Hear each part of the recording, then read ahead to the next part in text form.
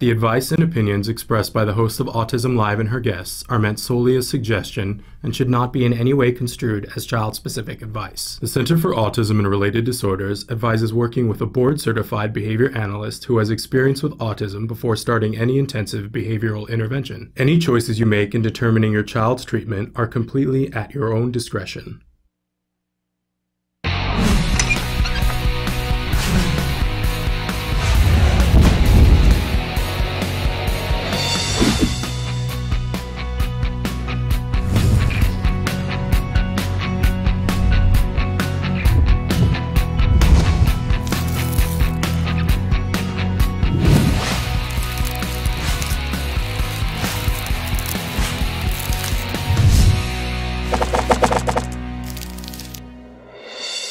Good morning and welcome to Autism Live. I'm Shannon Penrod, and we are webcasting to you live from the Center for Autism and Related Disorders headquarters in Tarzana, California.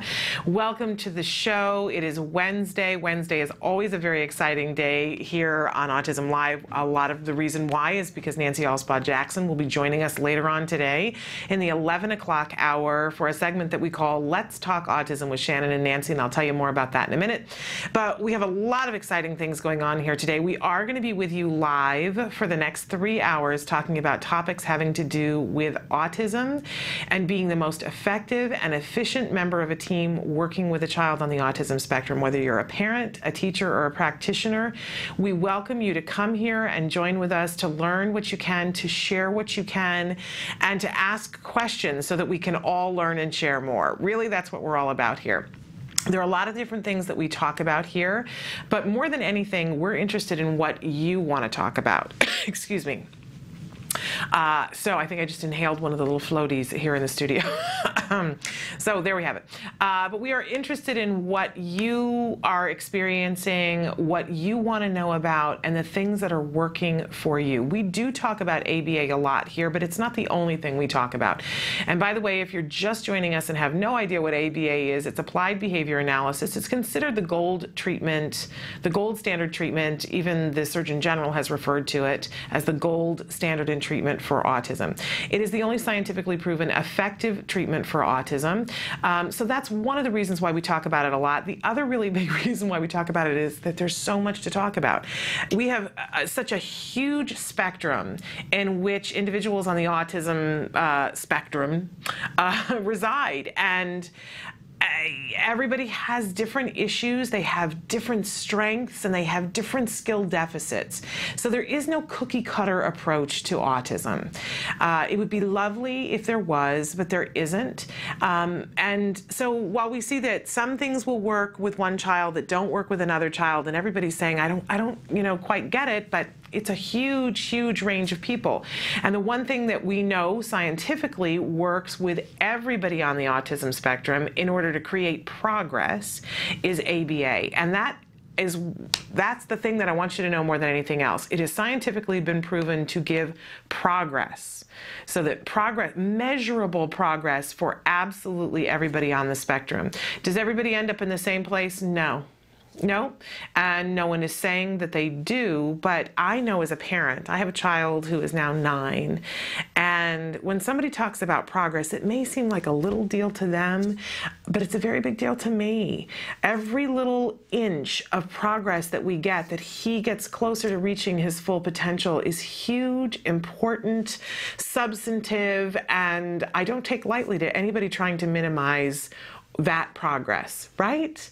And so that's a lot what we talk about here is the progress that's available to our kids and how we can take these tools, how we can understand them and then use them in a creative way with our individual child to gain progress. And how we can be a strong member of the team. You know, it was said to me very early on. My son was diagnosed at 2.5. He started ABA therapy at the Center for Autism and Related Disorders around his 3rd birthday. So that's one of the reasons why I'm a big fan of CARD, Center for Autism and Related Disorders, because I refer to what they did in my home as the autism miracle in my living room, because I started to get my child back, and fairly quickly. You know, it was at the time, it seemed like a very, very long haul. And now it's a very interesting, because he's 9 and he doesn't have intensive ABA anymore. We still do ABA, my husband and I, but we don't have therapists coming to the door anymore. And I think of it now, it was sort of like going to college or graduate school. You know, it's this period of time that seemed like it was a really long time while you were in it, and now it seems like, oh yeah, that was something I did one summer. But trust me, when you're in it, I know you guys know this, it doesn't seem like a summer. But hold on, because sometime down the road, you'll be done too, and then we can chat about that. But in any case, the thing about this is that there's progress for all of our kids, and that progress is so important. No matter if it's big or small, the progress it's so meaningful to the people in that young person's life. So we talk about that and how, I know what I was starting to say, that it was said to me very early on that you have a team of people. It takes a team. It takes a team. If it takes a village to raise a neurotypical kid, it takes a team in a small city to raise a child on the autism spectrum. So I had to adjust my thinking and allow for a team of people to help us. That was really difficult for me, but we did. And one of the things that was said to me early on is that the team is only as strong as the weakest member on the team. And I remember thinking, well, that's not going to be me. I am not going to be the weakest member on this team. I want to be a leader on this team. I want to be somebody who gets it, who understands it, and who is right there in the front advocating for my child and upholding what I see clearly works. So that was really important to me, because I don't know about you, as a parent, it's really important that I show up for my kid. So I learned a bunch of things about ABA, but I am not an expert in ABA. I want to remind you of that on a regular basis. And I'm not an expert in early childhood development. I'm not an expert in autism. I'm a mom and a former teacher, and I am here because I'm passionate about this subject, so I want to be your conduit to the answers. I have been given access to a world of experts on your behalf. So I get to ask them questions that you ask. I get to ask them questions that anybody in the world asks on your behalf. Take advantage of it is what I'm warming up to here. Ask me to find some information for you. We just yesterday were sharing some information about, a couple of you had written in about autism in Indiana and saying, could you help us to figure out, and we shared some information about that. Set me to work. Give me a challenge. Tell me what you want to know more about, or tell me about something that you're doing that's miraculous and that you're getting good results, and we'll get you here on the show and we'll talk about it, because people need information. That's the one thing I'm 100% sure of. Okay. So how do you get a hold of us? How do you let us know what you want us to talk about and who you want us to talk to and what questions you want to ask? Lots of different ways.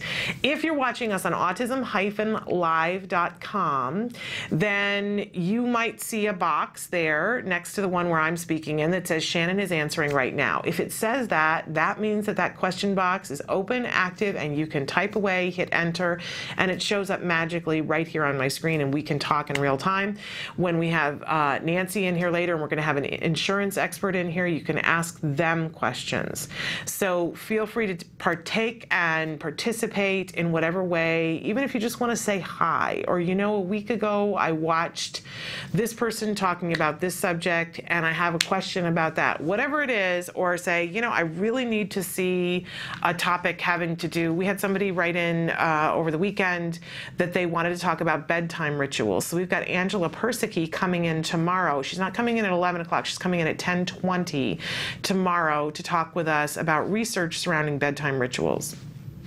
So tell us what you want the experts to talk about, and we'll get you hooked up. as best that we can, and we'll try really hard. Now, if you're watching autism-live.com and it says rebroadcast, then that box should not be active. And I guess a couple of times it have been, so you might have typed in a question, but it wasn't a live show. If it says rebroadcast, we're not live. I'm not here to answer your question or to further your question along. But there are lots of ways you can still get a hold of us, and one of them is through email. So take a look. There's the email address. You can be requesting anything. We will answer your question the next time we're back in the studio live on the air, but we'll also send you a link or to the information, or we'll forward your email to an expert and have them answer it, whatever, depending on what the question is. We'll take care of it and we will answer you. So that's one way that you can get a hold of us. You can also call us. Even if you want to call into the live show, you can. We can patch you right in here. You and I can be having a conversation. You can be talking with Nancy Alspaugh-Jackson later. You can be talking with our insurance expert. Feel free to use the phone. And if you don't like the phone, you prefer to go through your computer and you want to have your picture here with us as well, Skype with us. We've got a Skype account and we'll be happy to Skype with you. We've got people Skyping in the rest of this week. So Skype away with us. And if you have a camera on your computer and you, like I said, you want to have your image here with us, you can on Skype. But if you don't have a camera on your computer, don't worry about that, because we can plug you in audio only, just like a phone call. So Skype away, international, doesn't matter. Skype with us. And you can also converse with us on our Facebook page. We have a new Facebook page that we would prefer that you utilize, the Autism Live page, and we appreciate any and all likes there. Check out some of the different stories that we have there. We're starting to amass quite a library of stuff that both we've done and other people have done. Very interested in having you check out that information, and you can also answer the question of the day there, leave suggestions, comments. We love the interaction. And you can also tweet with us. We are on Twitter. So tweet away with us. I mentioned that you could be watching us on autism-live.com. And that's the best way to catch us live. We're on there 3 hours a day from 9 a.m. to noon Pacific Standard Time. But the show plays continuously 24 hours a day, 7 days a week. So you can catch up on the show whenever you would like. However, if you want to go back and search for a specific topic or watch a specific show that you know you missed, you can do that in a couple of different ways. One of them is on blip.tv. We have our own little channel there on Blip, and you can search topic, you can search days, you can fast forward, you can pause, you can rewind, just like a DVR. Really, really useful. And you can leave comments as well for us on blip.tv. You can also do that on the YouTube channel that we have, that is ours and ours only. Again, leave comments, search for a specific topic. You can see a lot of those smaller interviews. There's even an interview on YouTube when we had Holly Robinson Pete on a couple of weeks ago, and she was on the show, and we had a lengthy discussion with her, which was so fascinating. And we ran out of time. It became noon and we needed to finish the show, but she was willing to stay. So we filmed an additional 20 minutes that never aired on the show, and you can catch that on YouTube. So check out some of the different things on YouTube. It's really pretty fascinating. And you can also download us for free on iTunes. And feel free to leave us a review while you're on iTunes. We certainly appreciate any and all reviews. And we learn from them. We're really interested in knowing what works for you and what doesn't work for you, because we want to be proficient at helping you. So, and I should say we're also on Ustream. So lots of different ways to watch us. If there is a way that you would like to see us, a format in which we are not yet available, could you please do me a favor and let us know, because we will see about making that happen. Okay, we like to start every morning with one of my favorite things, jargon of the day. Jargon of the day is when we take a word, a phrase, an anagram, we give you the absolute definition of it, and then give you a working definition that sometimes makes the professionals crazy. But we have to have a way to begin to understand these terms that isn't full of other jargon. And I always like to say we do this like we teach our kids, just a little bit at a time, so that hopefully we can, you know what they say about how do you eat an elephant? One bite at a time. Let's eat this elephant, because we have to make friends with the jargon, right? Okay, so our phrase today is, our word today is deprivation. Now here's the thing about deprivation. This is a word that probably you've heard of before. Being deprived of something, deprivation, but it has a particular connotation to it, right? Deprivation sounds like something terrible. Nobody wants to be deprived. If you're in a state of deprivation, to me, the connotation was always, it's like that thing crawling through the desert and being deprived of water and reaching the point of absolute, about to have heart failure because you haven't had water. So what does this have to do with autism? And actually, it's something that has a very positive result. But we have to let go of the connotation that we've had with this word previously. So let's take a look at what the actual definition is. It's an establishing operation that results in increasing the reinforcing value of a particular event or stimulus, and thus increases the frequency of behaviors relevant to those events as consequences, i.e. the person is more likely to engage in behaviors that have previously resulted in access to those events or stimuli in the past. Yes. Don't you love these actual definitions? And this is the reason why we do jargon of the day, because you hear these terms, you go, I'll just go look it up. I'm somebody who likes words. I'm just going to go look it up in a book so that I can gain some knowledge and some understanding. And then you get there, you get this definition, and you go, yeah, no, still don't have it. Okay, so now we give you the working definition.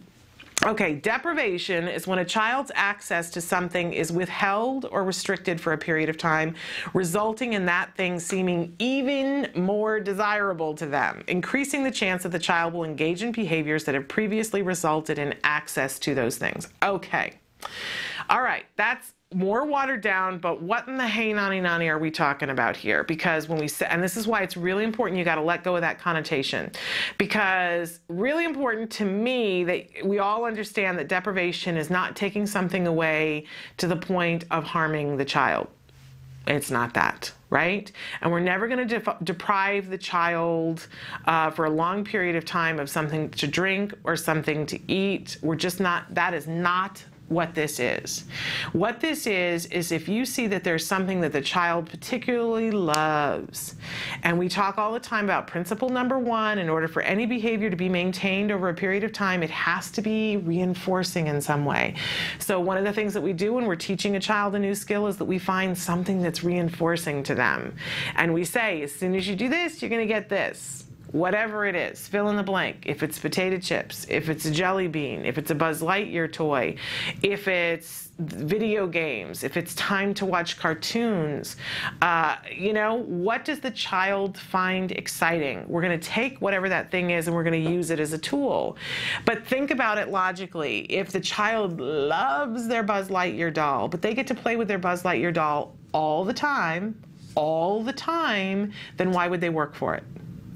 If you say to them, as soon as you do, if you say, bah, I'm going to give you the Buzz Lightyear doll, and the child goes, I'm going to get the Buzz Lightyear doll anyway, why would they work for it? Perfect example with my own child. My child is very motivated by video games. And this would be the understatement of the week. And my child is somebody who can obsess on and perseverate on video games, right? And I don't want that because that's not helping him to progress.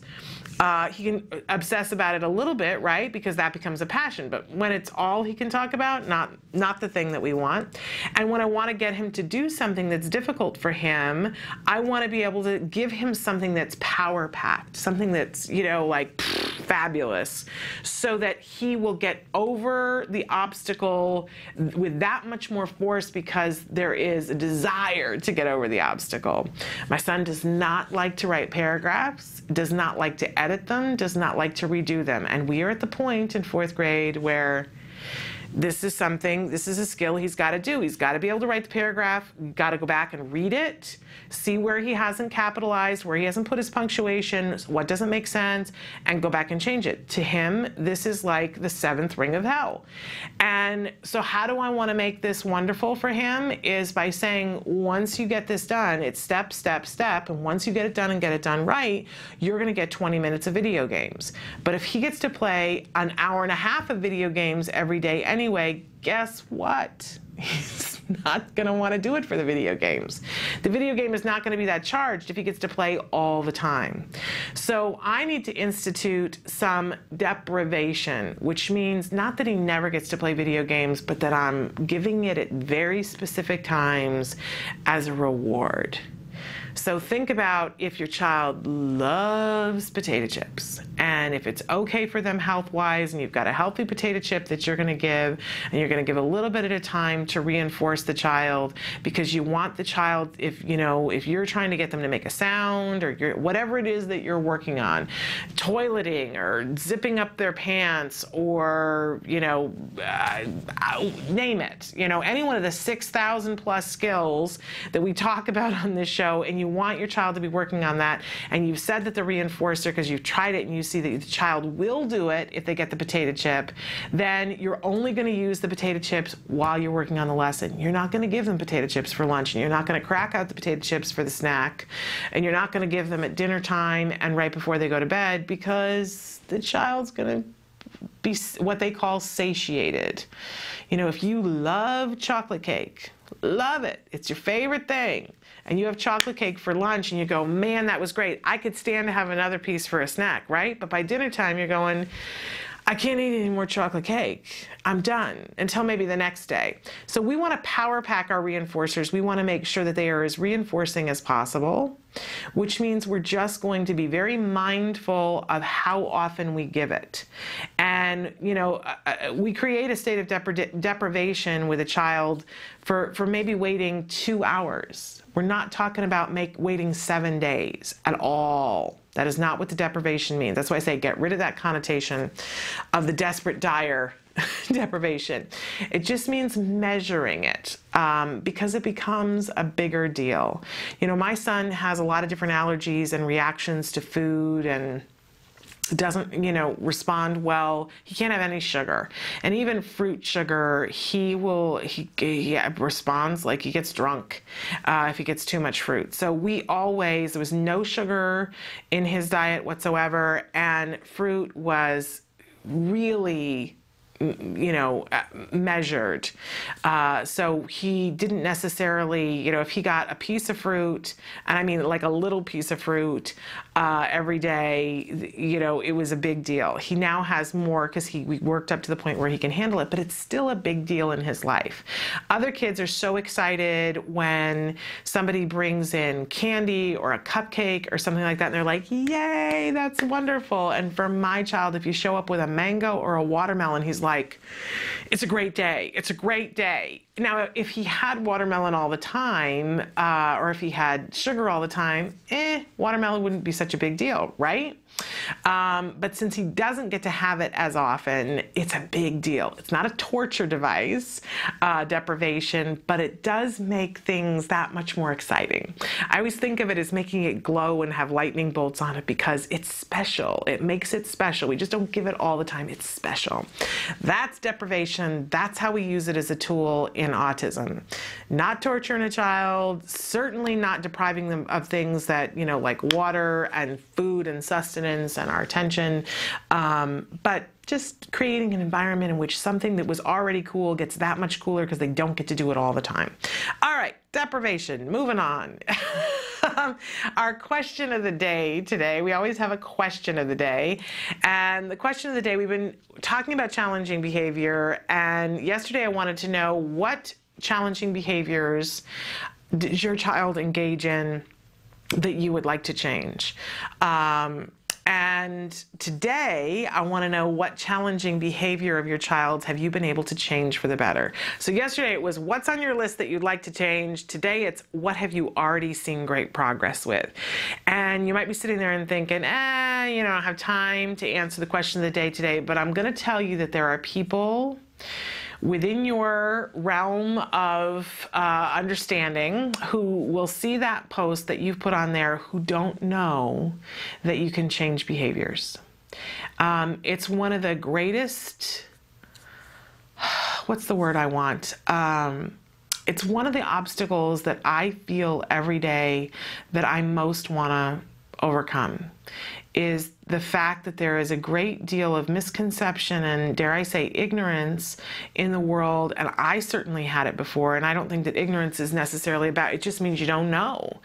And There are so many people in the world who don't understand that you can change a behavior with a child on the autism spectrum that I hear over and over, well, that's the autism, and we just have to accept that. That's not the case. That is not the case. We know, and studies have shown, and I have seen, and some of you have seen, that you can change behaviors. And when that happens, so many other great things happen as a result. So I'm going to beg you today, wherever you are in the world, if you're watching this, please answer this question so that other people who don't know will begin to see, oh my goodness, if all these people say I was able to change this behavior, then maybe I could change a behavior with my child. Maybe we could start to see some progress. Maybe. That's a powerful, powerful thought. That's the power to change the world right there. So write in. My list of what were we able to change, absolutely amazing. How many hundreds of things over the years that my son did intensive ABA, and even now, that when we target a behavior and when we're mindful about it, the kinds of behavior that we can change, it's amazing. My son was self-injurious. He is not anymore. My son was somebody who bit other people. He does not anymore. My son was somebody who hit me repeatedly and kicked me repeatedly, and that does not happen anymore.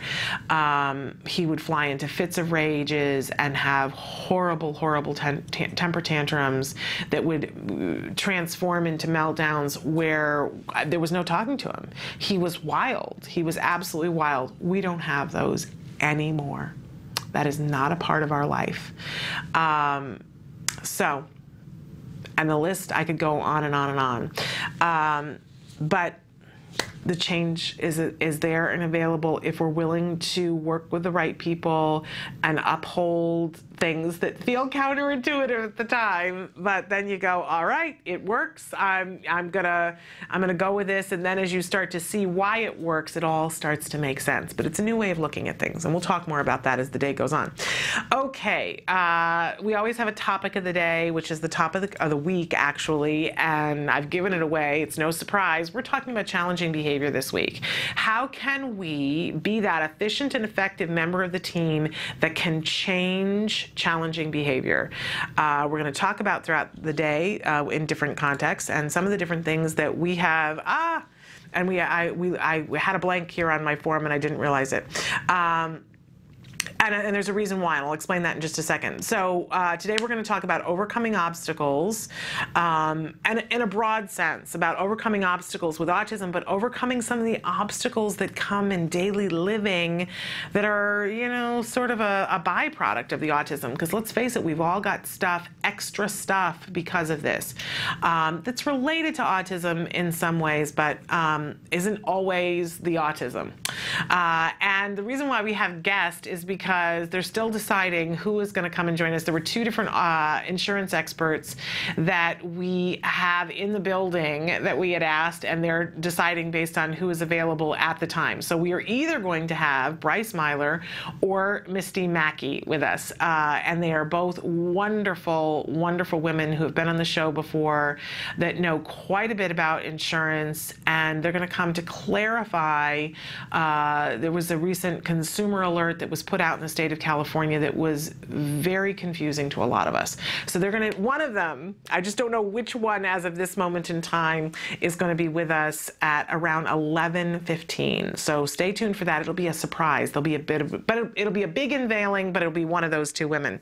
And as I mentioned, at 11 o'clock, we will have Let's Talk Autism with Shannon and Nancy, my wonderful partner in crime, Nancy Allspot Jackson, who is the executive director of Autism Care and Treatment, will be with us here today. We've got some really important things to be talking about in the news today, and again, we're going to talk about that insurance, and we're also going to be talking about a really important event that's happening next Monday, the Autism Care and Treatment Today annual golf tournament that's hosted by Joe Mantegna, that benefits their military initiative to help military families, because if you haven't heard, there is a much higher prevalence prevalence for families in the military to have a child with autism, and statistically, the support that they get is less than the average.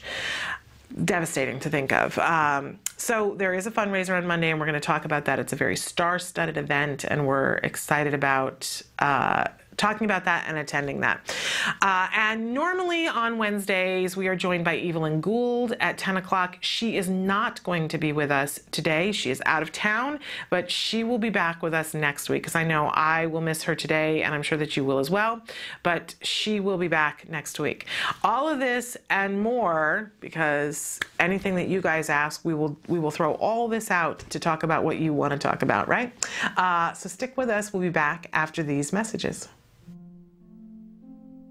Currently, in the United States, 1 in 88 children is affected by autism. 1 in 88 means something different when your child is the one. Recovery is possible. Hi, I'm Shannon Penrod, host of Autism Live, an online show about autism broadcast by CARD, the Center for Autism and Related Disorders. I'm also the mother of a child with autism, my beautiful son, Jem. You know our old joke, guess what? Chicken butt. Chicken butt. So we're going to take the chickens. But things weren't always so easy. I remember when Jem was first diagnosed with autism. I used to lay awake at night in bed and pray for someone or something that could help us to get our child back. My prayers were answered by Dr. Doreen Grandpichet and the Center for Autism and Related Disorders. CARD treats autism and other related disorders using the principles of ABA, Applied Behavior Analysis, which is the only scientifically proven effective treatment for autism. It is also recommended by the American Academy of Pediatrics and the U.S. Surgeon General. About a year after we started treatment with CARD, we were able to see tremendous improvement, and we got our child back. What grade are you in? Second. You are a smart cookie, huh? Mm-hmm. Do you like school? Yeah. Do you have any good friends? Yeah, Oscar. Oscar is your best friend? Yeah. And my child is just one of thousands to benefit from CARD ABA therapy. Across the nation and around the world, children are making amazing progress and being given the keys to unlock their full potential. We are extremely grateful for the amazing job CARD has done in helping our daughter. Our daughter today, just in 4 months, I think is a totally different child than when she started with CARD. I kind of see it as, it seems like her brain in a way was asleep, and now that we've gotten so many services, we've seen her wake up. Teacher has some glasses. Recovery is possible if you take the right steps, if you're willing to put in all the hard work. And 7.5 years, yeah, it's a lot of work. It's worth every little bit, and CARD's been there with us every step of the way. I have 2 children with autism. I can't imagine a day without CARD or the therapists. They've been so instrumental in helping us with our kids and shaping their lives and helping us help them. Thank you, Christina Big Alex. Thank you, Jackie and Mariana. We've tried other things before ABA, but the most beneficial thing has been ABA services, and I'd be the first person to tell any newly diagnosed family that you have to contact an ABA provider, and if you're lucky enough to have CARD, you're very blessed. Recovery from autism is absolutely a possibility. We've been recovering children for over 20 years. It's just a matter of identifying the child's medical needs, understanding the child's sensory issues, and then teaching the child all of the skills they need in order to function normally. We know there's hope for autism. Autism is treatable, and recovery from autism is possible.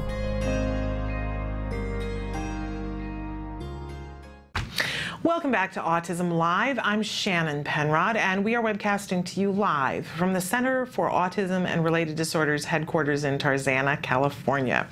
And it's time to talk about play. I know as a parent that when my child was diagnosed with autism and I began to realize how far behind he was, I was a little hysterical about it and very motivated. I mentioned the other day that here at the Center for Autism and Related Disorders, they have a phrase that they use sometimes about let's get the child caught up and never let them fall behind again. That resonated with me so deeply. That's exactly what I wanted to do with my child. And so I was driven. I was like, let's get this child talking. Let's get his receptive language up. Let's work on his social skills. Let's get that eye contact in there. Let's, get all this stuff and let's try to remove some of that challenging behavior and the repetitive behaviors. Let's work on those things. And the first time that they sat down with me and said, okay, here are the host of things that we're going to begin to work on. And one of the early things that they were proposing to work on was play. And I was going, that's not on my list of what is important. That really wasn't anywhere on there. Because I've talked to you guys before, it's like the kitchen's on fire. When the kitchen's on fire, we got to deal with, but it was made very clear to me early on that play is an important part, it's an important component for a lot of different reasons. One of them being because it is going to help our child to be able to negotiate and navigate social situations that are going to come up. It's a really safe way for them to play. It gives them more things to find reinforcing. If our number one principle is that in order for any behavior to be maintained, it's got to be reinforcing, then we need to have a bunch of stuff that's reinforcing. And I know you guys write in and say, how do I figure out what's reinforcing to my child? I think it's one of the number one questions that you guys have asked us, and that you'll write in and say, well, my child finds one thing reinforcing, but how do I make more things because this reinforcer is going to burn out at some point? And how do I make more things interesting to my child? Well, we can do that through play. We can, I don't think it can be stated enough that one of the big things that we've got to overcome with our children is that what we find reinforcing, they don't necessarily. And for play, for a lot of them, a lot of kids on the spectrum, when they're first starting out, play is either of no interest to them whatsoever. It's like a big yawn, no big deal, or it's aversive, or it just, like aversive, like screaming, they're frightened of some of the noises and the lights flashing that happens with certain toys, or it seems like work. Why are you making me do this? And if you doubt the veracity of that, take a look at your child, but also take a look inward at yourself. There are a lot of things out there right now that people do to distract themselves and to play. You see everybody with their smartphones and their iPads and their tablets, and they play games. And one of the games that they play is Angry Birds. Now listen, I love to play games, and I love to draw something because I find that really reinforcing.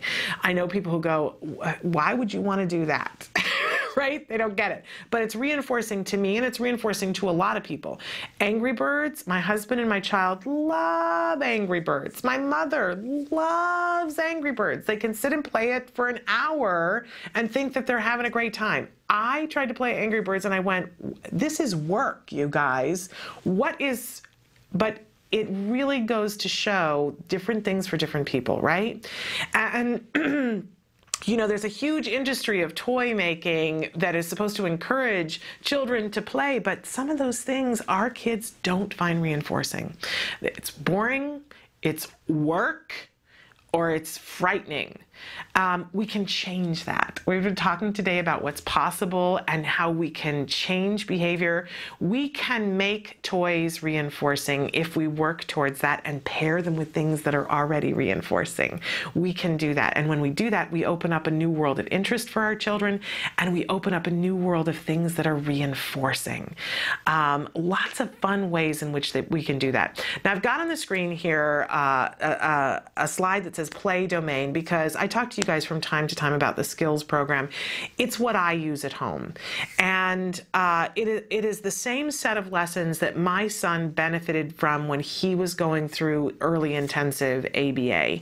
And I continue to use it on my own at home now. And there is a play domain in there with a whole host of lessons that make it abundantly clear and easy. First of all, you take the assessment to see where your child is, but make it abundantly clear about how to teach these lessons and how to make these things reinforcing so that you end up with a child who doesn't just have one interest, that you have a child that you can say, go play. I know, imagine, right? Go play, and they have something, you know, they skip over to play because they have something that they want to play with. And if you say to them, now we're going to play with something else, that they're happy to do that they can transition from one toy to another. The lessons are there in skills. And you'll see that there's a whole range of lessons. There's interactive play that are, you know, amazing. I mean, everything from the very smallest child sitting there and playing peekaboo, right, up through a child playing a board game or playing on a team sport.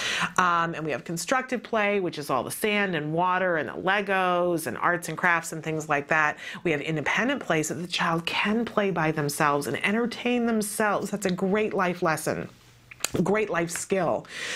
Excuse me. And you see electronic play on there too. Really important. I got to take a drink.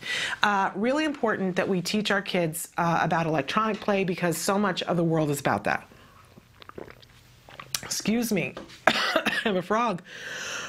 Excuse me. And the one I didn't mention is pretend. And that's really what I want to talk about. But let's take a break, and I'll be right back. Mostly the behavior started at night, but it was invading the day, where he would just speak one syllable and babble and pace around. When she was a year old, she lost speech. She did never seem to request me for anything, even for food.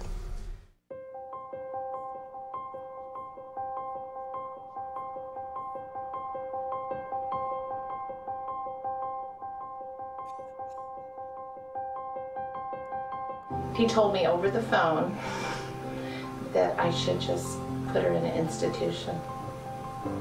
I was devastated. I was an institution, a hospital. Yeah, isn't that nice?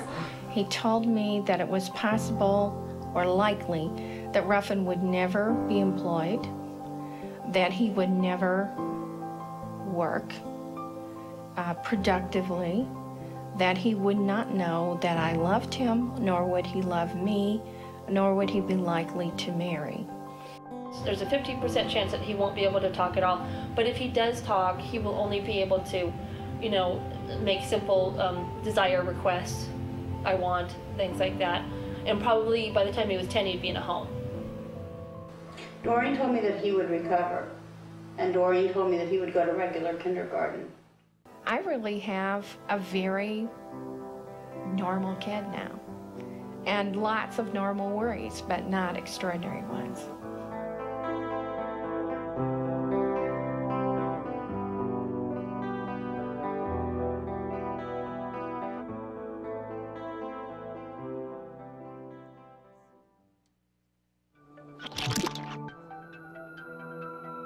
My name is Deli Popola, and I'm one of the creators of thehotspot.com. Thehotspot.com is an online support system for families and specialists who are affected by autism across the whole world. Share inspirational stories, find resources in their area. Hope you can join. Welcome back to Autism Live. I think I've cleared the whatever it was. And we're talking about play. I was saying that I really want to talk about pretend play today because there is a progression. And I mentioned, you know, I'm someone who taught in the classroom, but I didn't teach young kids. So early childhood development, you know, I was pregnant and having a baby, and I did the amount of reading that you do, but I by no means had any expertise. So this was very shocking to me that there is this progression that happens with kids.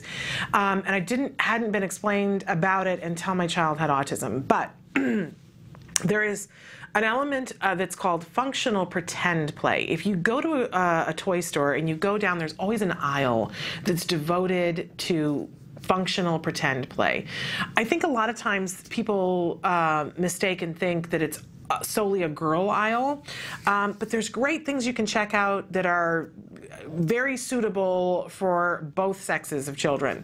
But it's the play aisle that has things that are, you know, those packages of food that are plastic food that looks very much like the regular food, and it's got the toy kitchens and the toy shopping carts and the toy brooms, you know, all of those kinds of things. And there are boy things there as well. You know, there's the cars that have the parking garages, and they're scaled down for the boys because they tend to think that the boy things all have to be bigger. But a lot of little boys like to play in the functional pretend play kitchen. Can we just be honest about that and not get all hung up in that? I mean, my son, you know, it was his favorite thing when he went to preschool to go into the kitchen and pretend that he was cooking a meal. Now, this is great. If our kids already are into functional pretend play, this is a wonderful, wonderful thing. If they aren't, don't panic, because we can make it reinforcing for them by pairing it with something else that's reinforcing. We're going to make it as exciting as we possibly can, so that they find it really entertaining. Think about when you're in the pretend kitchen, all the different things that you can work on that are going to be less messy than if you're working on them in the real kitchen. Eventually, yeah, we want to go to the real kitchen, but we can work on these things and pretend and play different roles, and you be the mom and I'll be the dog, and you know, make the sandwich and learn about nutrition and be pretending like we're adults and working out all of these social things that are really wonderful. It's great for our kids to be able to take and pretend with these things that look like they're real, and for us to do it with them. You know, a lot of you took your child to get tested for autism, and at some point the person who was doing the diagnostic testing may have pulled out a doll and given it to the child to see and asked the child to put the doll to sleep, or they could have pulled out a tea set to see, you know, does the child know what to do, or can we pretend with these toys, right? I know my response was, well, we don't drink tea. You know, so this is not a great litmus test. I don't think they could have pulled out anything that my child would have been able to do it. That was my defense at the moment, though, was we don't drink tea in our house. We don't have any teapots. I probably did somewhere, but we weren't using them. In any case, you know, these are great things for our children to work on, and a great fun way once we teach them how fun and exciting it is, and we build it with other things so that they do find it exciting. Whether it's that you know, instead of filling the teapot with water, we put their favorite drink in there, which makes it more exciting, right? And we pair it with praise, and their favorite toy gets to sit at the tea party. We got to pack it with things that make it more reinforcing. But that's functional pretend play, and they get the broom. You're sweeping with the broom, the real broom, and they've got a fake broom, and they're sweeping with the fake broom that looks just like yours, but it's scaled down to their size. You go to the grocery stores, and they have the shopper in training cart. That's kind of functional pretend play.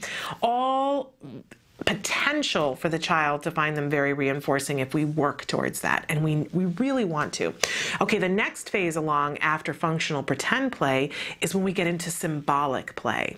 So for the little boy who's been playing with the car, and he's got the little matchbox thing, and he's tootling it around, and we're teaching the child to go for the honk and making appropriate noises while we're playing, and sitting up and looking at the car from above instead of staring at the wheel, which is what a lot of our kids will do. So we're teaching all the appropriate things so that they can transition into playing side by side, and we've been doing it with the car and working on a set of things that are really great for the child's development. We're building language, we're building social skills, social interaction, appropriate play instead of the restrictive repetitive play. All great. But at some point, we want to get to the next phase, which is now symbolic play.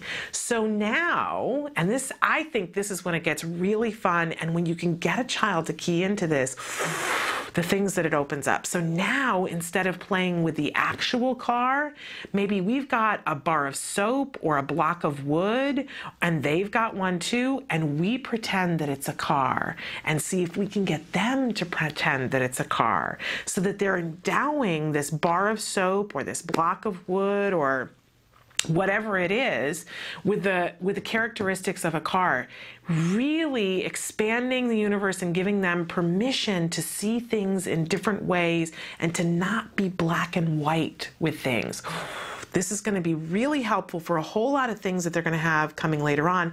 And also, once they can play this way, the world is their oyster as a kid. They can play in all kinds of different ways. Really amazing when you see a child start to do this. I remember when they were teaching these things to my child, and I thought, he's not going to get this. He is not going to get this.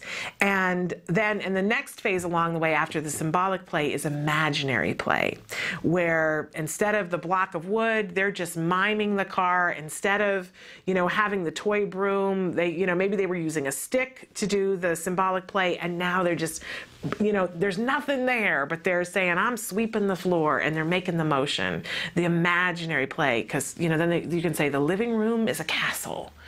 And, wow, the things that can happen when we play in this way with our children.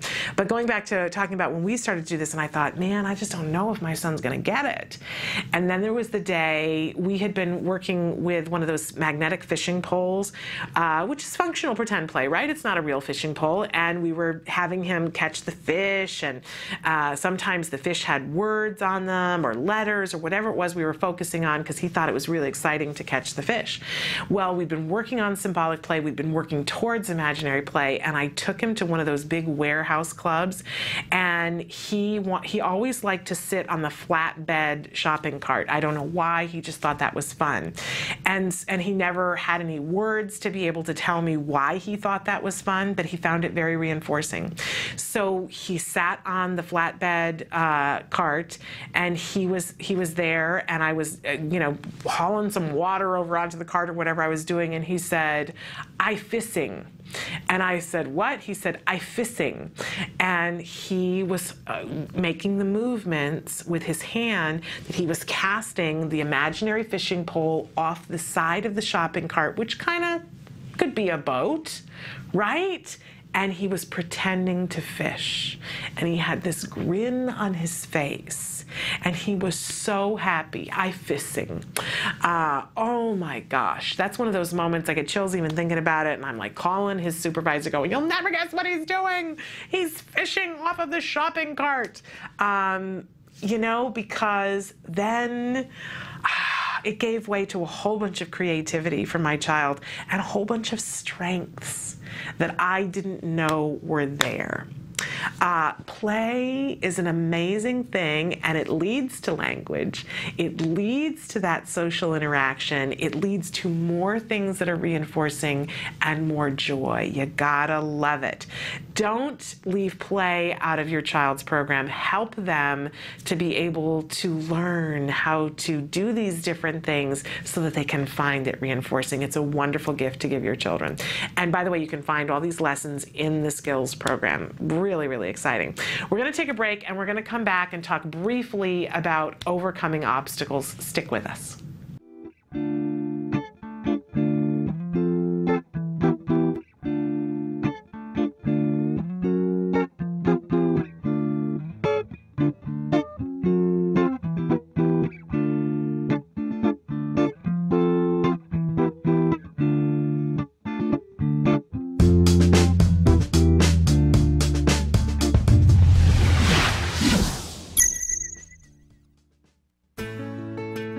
Skills is a revolutionary web-based program that incorporates comprehensive assessment, curriculum design, progress tracking, and treatment evaluation for children with autism all in one place.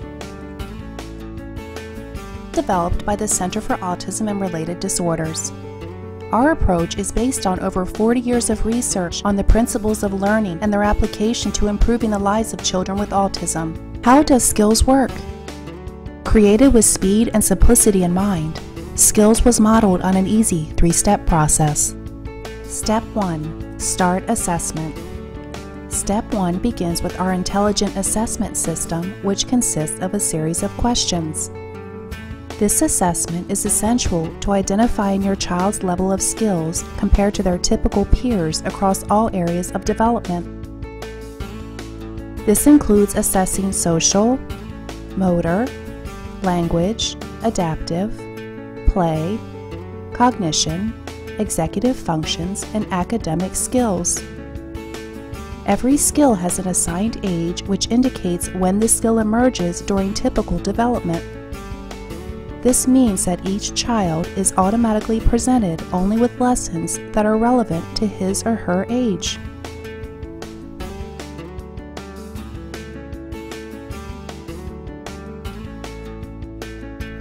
Step 2. Choosing activities. It's now easier than ever to build an individualized treatment plan. In Step 2, you are presented with an individualized pool of activities that are directly linked to your student's assessment results. Each activity represents a specific skill that has been indicated by the assessment as needing to be taught. Activities are categorized by curriculum and then by lesson. There are 3 main types of skills: building blocks, fundamental, and expansion skills. Fundamental skills are necessary for successful everyday functioning. Building blocks are prerequisites to a fundamental skill. Expansion skills are non-essential skills, but may provide further enrichment in certain areas. After reviewing the activities available to you, you can quickly add your chosen activities to the treatment plan by simply checking the box and clicking the button. Step 3. Start treatment. Once you have selected and added the activities you want, you are ready to begin teaching. Skills provide you with all the tools necessary to design and manage an effective curriculum plan, such as printable activity guides that are customizable by the teacher, supplemental teaching aids including printable data sheets, teaching guides, visual aids, worksheets, and tracking forms, detailed IEP goals and benchmarks for each activity, brief and visually appealing video tutorials, a variety of treatment progress and clinical timeline charts, and lots more. And since Skills is completely web-based, everything you need is available 24 hours a day, 7 days a week, in one easy-to-access location. Skills users even benefit from unlimited access to a support community, where they can ask questions and share ideas with a skills expert. Skills is always with you.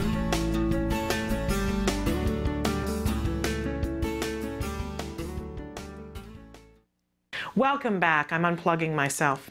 Welcome back to welcome back to Autism Live and my everyday Michigas here.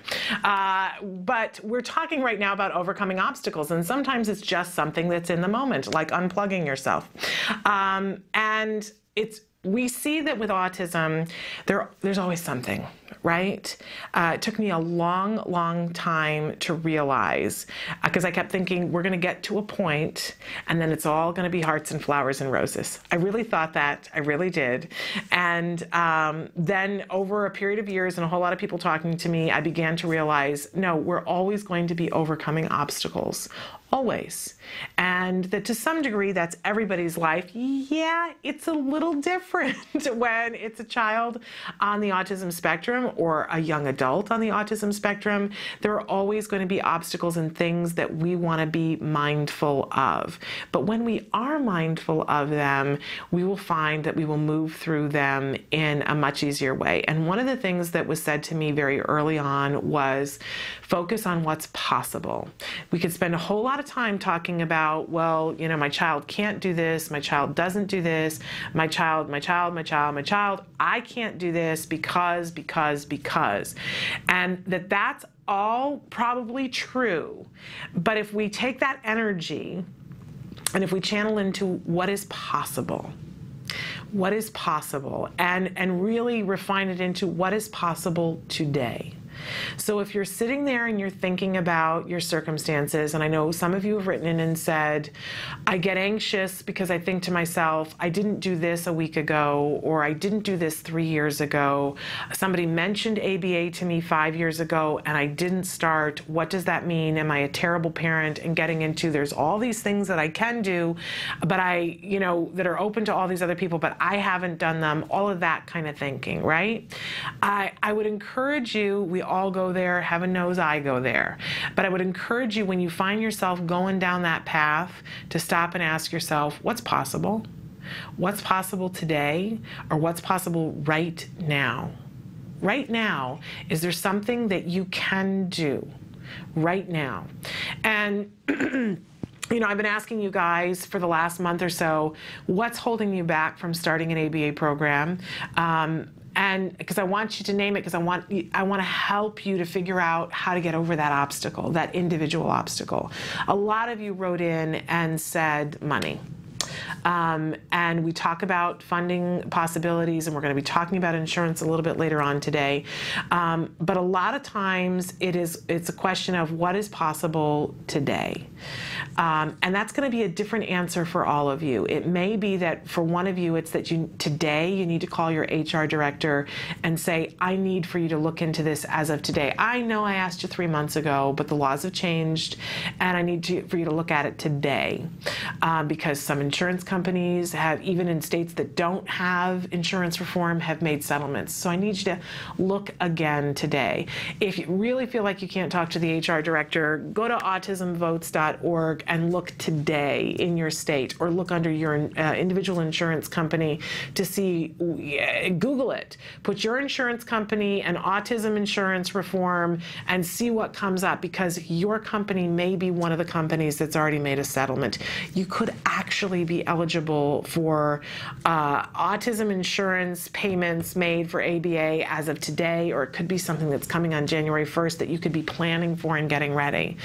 It could be that for you today, the action that you could take is to make the doctor's appointment so that they write the prescription so that you're eligible for insurance.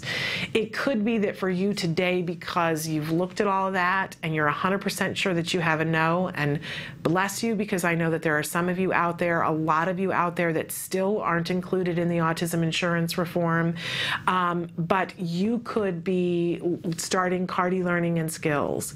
I tell you, I am confident that there is action that each and every one of you could be taking today that is something that seems like it's really small and insignificant in the list of things that you have to accomplish in order to get where you want to get, but it all starts with one step. Take one little step today to overcome whatever the biggest obstacle is that you have going on. We've been talking about challenging behavior all week long. If there's a challenging behavior that your child is engaging in, and you've heard us talking about getting an FBA done, a functional behavior assessment done by a BCBA who has experience with autism and with the challenging behavior that you're trying to target, make that call today. Or go to your local support group and say, I need help with this. I know I need to get a BCBA in here to help me with this challenging behavior, but how do you get funding for that locally? Ask the question. Sometimes that's all it is that moves things along, that gets the gears going. When you stand at the bottom of the mountain and you look up and it seems like it's absolutely impossible, right? Because that's the view and the perspective that you have. But once you start on the mountain and you're taking one step and one step and one step, you can't see the top of the mountain as much anymore because you're busy taking action. And eventually you arrive at the top of the mountain if you keep moving. I love Finding Nemo. Dory says, just keep swimming. That's what you and I are going to keep doing. We're just going to keep swimming. Ask yourself, what can I do today? Because there's a whole bunch of things you can't do today, right? Move it to the side. What can you do today? What's the one phone call? What's the one email?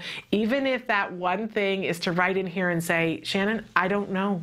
I don't know. I don't know what to do, and I'm absolutely lost. Here's my circumstances. I'll help you to figure it out, okay? But we have to move through the obstacles. I know. I know, I like to stick my head in the sand too, but if we want to get to the progress and we want things to get better, we got to move forward. I'm here with you, and a whole bunch of other people are here with you. Write in and tell me, or take the action. If you already know what it is, take the action, but if you don't know what it is, write in. We'll help you. We'll do everything that we can to help you to figure out what it is, what's the next action to take. All right, it's that time of day when we like to show you the A word. And this is particular, in light of what we've been talking about, it's particularly poignant because this is the second episode of the A word. We've gone back to the beginning to start showing them to you again, but you can watch the entire series on their very own YouTube channel. And in this episode, the family now understands that their child has been diagnosed with autism. Here in the state of California, we have something called the regional centers, which up until we started insurance reform in July, they were the main source of funding for families. But it was a process. It still is a process. You have to go through a series of evaluations and parent training and a whole host of other things before your funding arrives, which is when you can start to work with a company to get your ABA. And so we're at the point for this young family where the child has been diagnosed, the child has been evaluated by both the regional center and by the Center for Autism and Related Disorders, and they're waiting for their funding to kick in. They know that ABA is coming. They know that it's going to make a big difference in their life, but they can't completely understand it until they've started it, right? It's something that has to be experienced, and they're waiting. And there's some frustration while they wait, because when you know that there's something that will help your child and you still have to wait, it can feel really terrible. And we've all been there.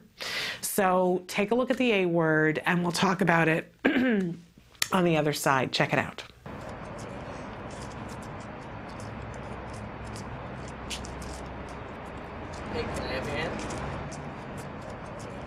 If everybody's agreed and held hands that early intervention is key, then I can't imagine why. If the original center knew on November 2nd that they didn't speak or make much noise at all during the evaluation, they knew that on that day. I can't comprehend for the life of me why it would even take a month to start speech therapy.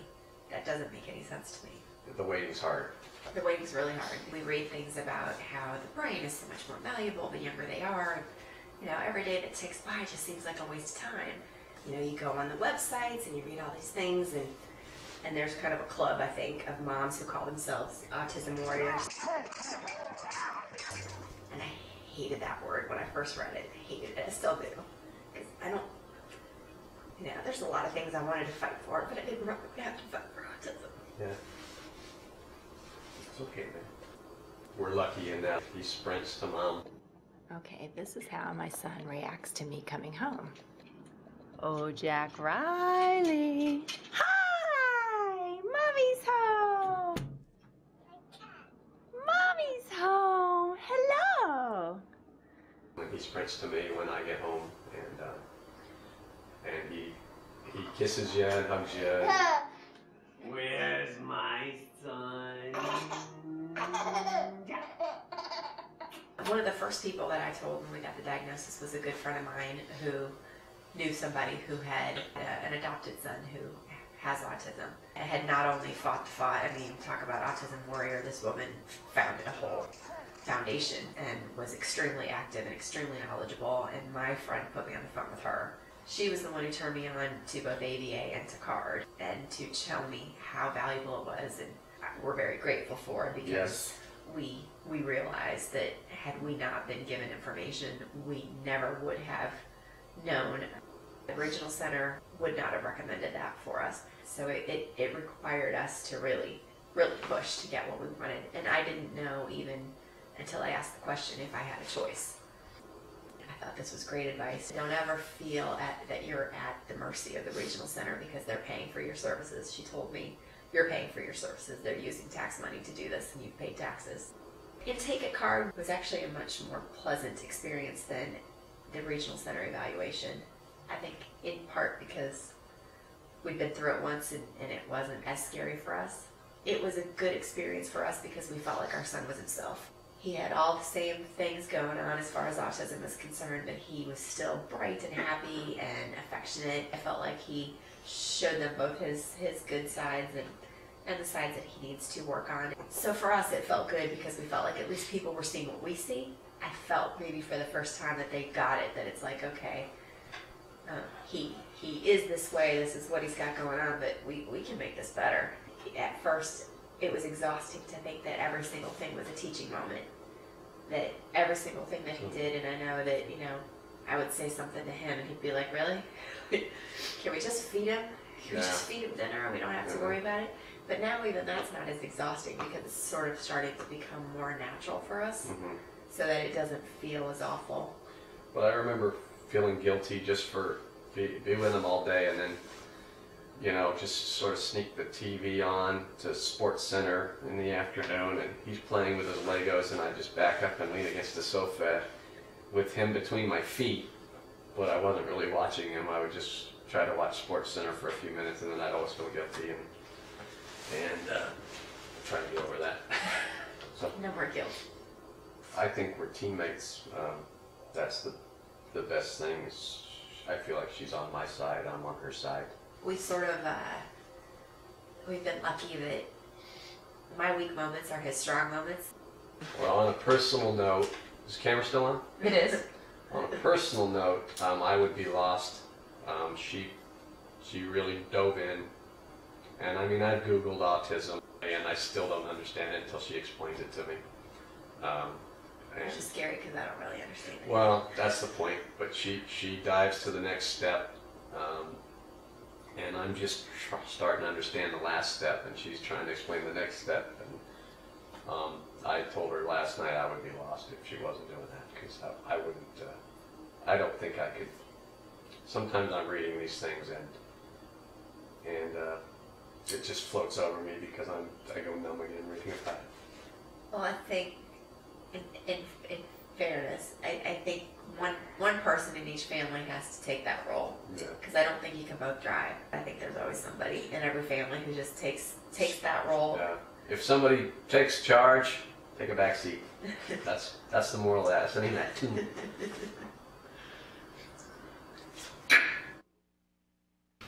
Welcome back. That was The A Word. This is an amazing documentary being made here at the Center for Autism and Related Disorders following a little boy, Jack Riley. He was diagnosed with autism at the age of 2. He's now 3 in real life, but where we were just watching in the series, he was just about to start ABA therapy, and we saw, you know, one of the things I love about this is that if you watch the whole series on their YouTube channel, you see the arc of ABA. You see how a little here and a little here and a little here equals a big here. It's really amazing how I know when we started out, there were things that would happen in therapy sessions, and I would think, okay, I hear him making progress. I don't know what that means in the long run, but it's progress, so I'm going to take it, right? It's what's possible. But I didn't have a sense of the whole. But then a week would happen, and all these different lessons would get put together in this amazing way, so my child would be able to do something that I couldn't imagine that he would be able to do. And really incredible. And you can see that happen with Jack Riley as you watch the episodes that are, because now, you know, there's a year's worth of them. It's absolutely amazing. But what I want to talk about in that particular episode is that the mom has a big discussion about people getting your child evaluated and people looking at your child, and that how important it was for people to see the strengths in her child. That we've all been in that place where, you know, you take your child for the evaluation for the first time and you don't know what to hope for, right? Of course, I think most of us sit there and hope and say, okay, I hope it's not autism. And yet there's a part of us that go, but if it is autism, then, you know, if there's somebody who can help my child, then, you know, I'll have to be okay with that. There's some semblance about that in most people's story, that struggle of, you know, what is it going to be and what do I want it to be and what do I want to have happen as a result. I think it depends on where you walk in the door and how much you know about the help that is available for autism. And But I love this whole idea that she says, it was important for me that people realized that my child was not the typical autism, because people have this idea in their head that autism is only one thing. And, it's fill in the blank, because some people think that autism is the highly intellectual, fixated on different things, not very social individual. Some people think Rain Man. Some people think somebody who's nonverbal and sitting in the corner and has no contact with the outside world and is rocking. The disparity between people's images when you say autism that comes up. And none of those pictures, by the way, include somebody who's happy and joyous. And a lot of times you will see a child, and in Jack Riley's case, certainly in the case of my son was a happy little boy most of the time, except when he was kicking and biting and hitting his head against the kitchen floor. But most of the time, he was a happy little elf. We called him the little drunken elf. And I appreciate the mom saying, I needed for people to see my whole child, not the diagnosis. And I think a lot of us can relate to that. That moment of when somebody does see your individual child, how amazing that is, because they are individuals and they deserve to be treated like individuals. I long for the day when that is just a duh. Well, of course they're individuals, and of course everybody treats them like an individual and not through this veil of, well, I once knew a person who had autism, and so that's the way that I'm going to treat this child. So really appreciate that from her, and what it feels like for her emotionally to know that the caregiver that they have chosen, which in this case is the Center for Autism and Related Disorders, sees her individual child, sees his strengths, sees who he is, and sees the skill deficit that he has, and that they're going to start to fill in those holes. I always talk about the Swiss cheese. As a teacher, and I wasn't teaching individuals on the spectrum, but your kids come into the classroom and they're all Swiss cheese.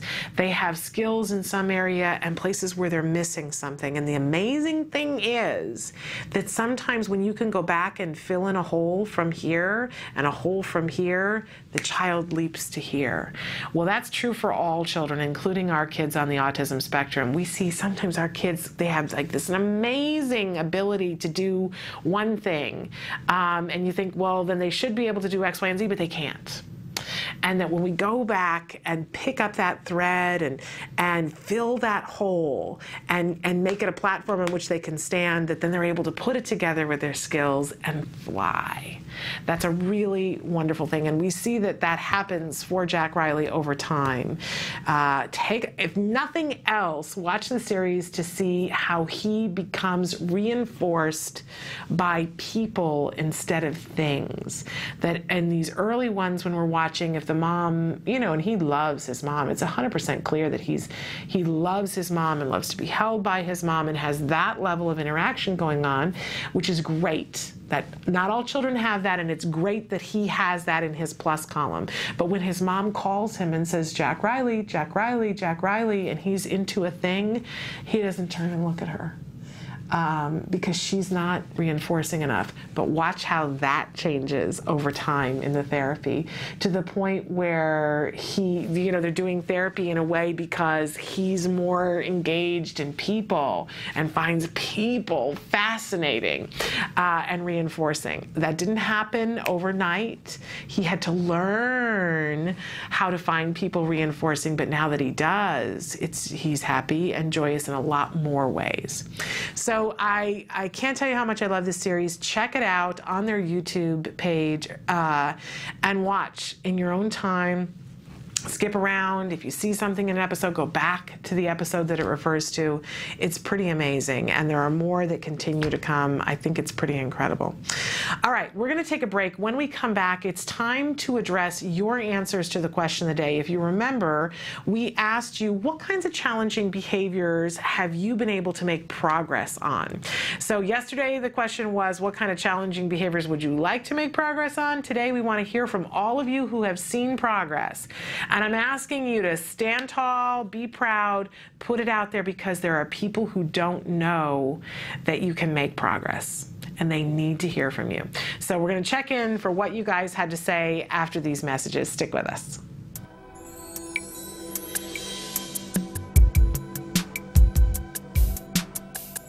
My name is Vince Redman, and I'm one of the regional directors for the Center for Autism and Related Disorders. I think there's multiple variables that a family wants to take into consideration when and if to make the decision to talk to their child about their diagnosis or to tell them that they have autism. The first main variable is, will their child comprehend the understanding of what autism is? And if they do feel that their child has a comprehension or will have the comprehension to understand what the diagnosis is and what that, then I think they need to be, the one thing that they want to be very careful of is making sure that it's a positive discussion. The discussion can't be what the child can't do, what they won't do, what they're not going to be able to do.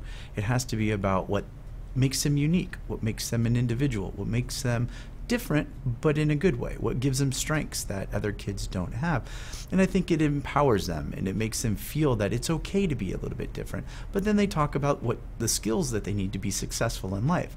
And that's when they start to delve into what types of skills are necessary, what kinds of skills that they need to learn so that they can be successful. Either it be language, it can be more adaptability to different situations, maybe it's more behavior modification, whatever it may be. Then they can talk about, well, this will get you successful because of this, or this will make you be able to learn better in this environment, or this will be able to get you more friends, those types of things. So I think that's very important.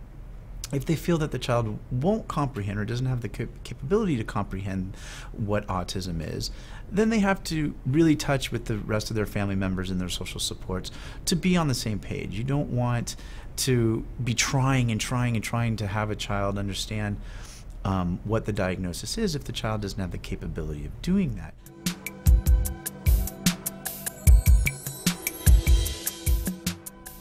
I think siblings need to be interactive in the whole process from the beginning. One of the things that I do see that happens often is that the sibling, to some extent is removed from the situation. Not that there's any less love or any lack of interest, but they're removed from the situation because they don't want to bother them, they don't want to burden them, they just, it almost is a protective mode from them. Where really I see that in the end, that kind of isolates them and keeps them out of what really takes over the family's life. And I really believe that they need to be a process and they need to talk about it. They need to be able to ask questions. They need to be able to know why their child, why their brother or sister goes to a special school or has special therapists that come and work with them. Why do they eat different foods than I do? And I really think those questions need to be answered, as well as early discussion, and then discussions get a little bit more sophisticated as they get older on why their brother or sister acts differently. What is the diagnosis? Why do they do this? How do they make it better? How do they help? They always want to feel helpful. They always want to be a part of the process of making it better. And it also relieves any burden that they might feel that did I do this, but am I making this any better, or am I making this worse? And I see a lot of siblings that get very conscious of that. So the earlier they are in the process and the more they follow through with all the different interventions and understandings that they have, they'll get to know autism a lot more intimate than any professional or any person does that doesn't live it day to day. Then they are able to understand it when they get into older formative ages, where they're not embarrassed by their sibling. They're not, they don't feel shame by their sibling. They know what the disability is, and they're the first one that's there to explain it to their friends, to explain it to anybody in public. They're the first one, they're kind of the first guard, I guess, or guardian for their brother or sister. So I think it's really important to start that very early and make them included in everything that goes on with the child, especially when it comes to their understanding of why their brother and sister are different.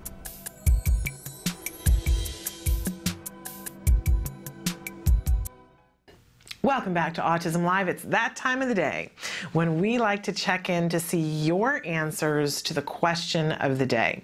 Our question today was, what challenging behavior of your child's have you been able to change for the better?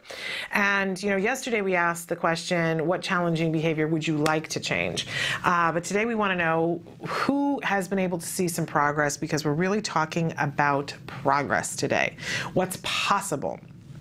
Okay, so some different responses here. Somebody wrote in and said, love this question. Thank you. I'm glad you like this question. And the person says, proud to say initiating play. Gotta love that, because I know a lot of you write in and say one of the biggest things you're having a difficulty with is your child's ability to have, make, and keep friends. Well, being able to initiate play is a great skill that goes a long way towards being able to make friends and being able to keep friends. So congratulations, I'm loving that answer. In fact, I'm going to like it. So another person who wrote in said, my son's 6. He went through a bad biting stage for a while. He hasn't bitten in about 5 to 6 months, and there's a happy face there, of course. Sometimes I can tell what he wants, but I can tell that he wants to, but he controls it and stops.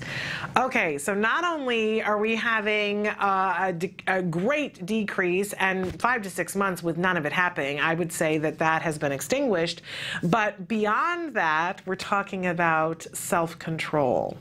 That she can tell that he would like to bite, but that he is able to regulate himself and have all of that going on to recognize, okay, I want to bite, but it's not appropriate. That is huge.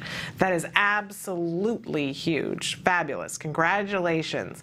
And for those of you who are listening, you know, I was saying I want you guys to write in, because there are people who are listening who don't know that these behaviors can be changed. So I love that they're hearing it from you. And, oh, love this one too. Just noticed this, slamming the front door open and denting the wall.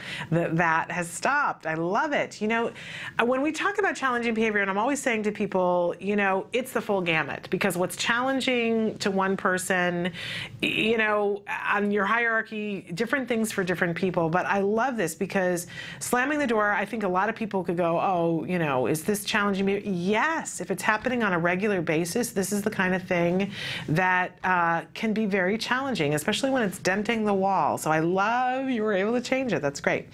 Oh, a teacher who writes in and says, with my student, he had a difficult time communicating his needs and wants. So with the lack of communication, he displayed aggressive behaviors, but with consistent use of his visual support system and sign language, his aggression has decreased. And we talk all the time about functional communication skills and how key they are. That not only are we, you know, targeting a challenging behavior and playing with antecedents and consequences to try to affect change on the behavior, but we're always creating a replacement behavior for the challenging behavior. And a lot of times what's key there is functional communication, giving the child the ability to communicate with us to let us know what's going on, what they need, what they want, so that they don't have to resort to the challenging behavior. Absolutely key. Love it. And that functional communication is going to come in lots of different ways depending on the skill level of the child and their abilities. So love that a visual support system and sign language is making it possible for that challenging behavior, that aggressive behavior, to decrease. Another person who writes in, more initiating talking. Wonderful. Wonderful. Another person writes in and said, my son is stopping his tantrums early when he's reminded that he'll lose his precious computer gaming time. Okay, you know, a part of self-regulation is understanding if I behave in this way, there will be consequences for it.